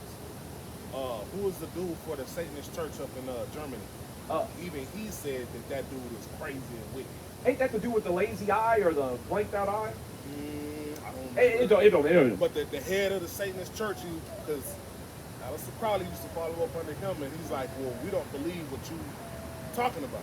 We're Satanists, we believe in a pantheon, we believe in Luciferianism. He was like, that dude is crazy. So he was on the outskirts of his own order.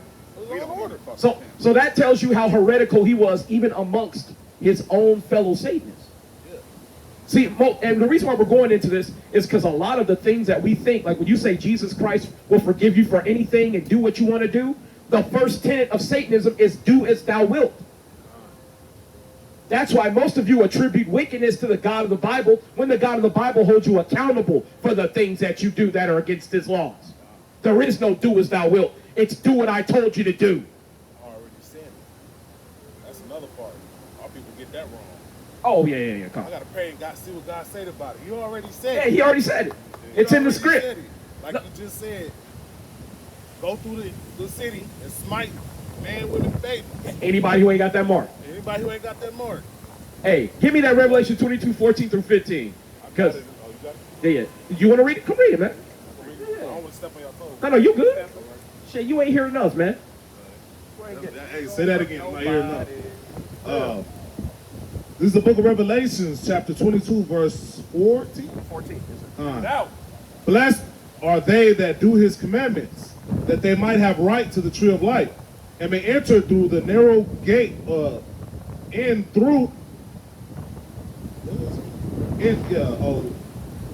Salakia. This is the book of Revelation, chapter 22, verse 14. Blessed are they that do his commandments, that they may have right to the tree of life, and that they may enter through the gate into the city.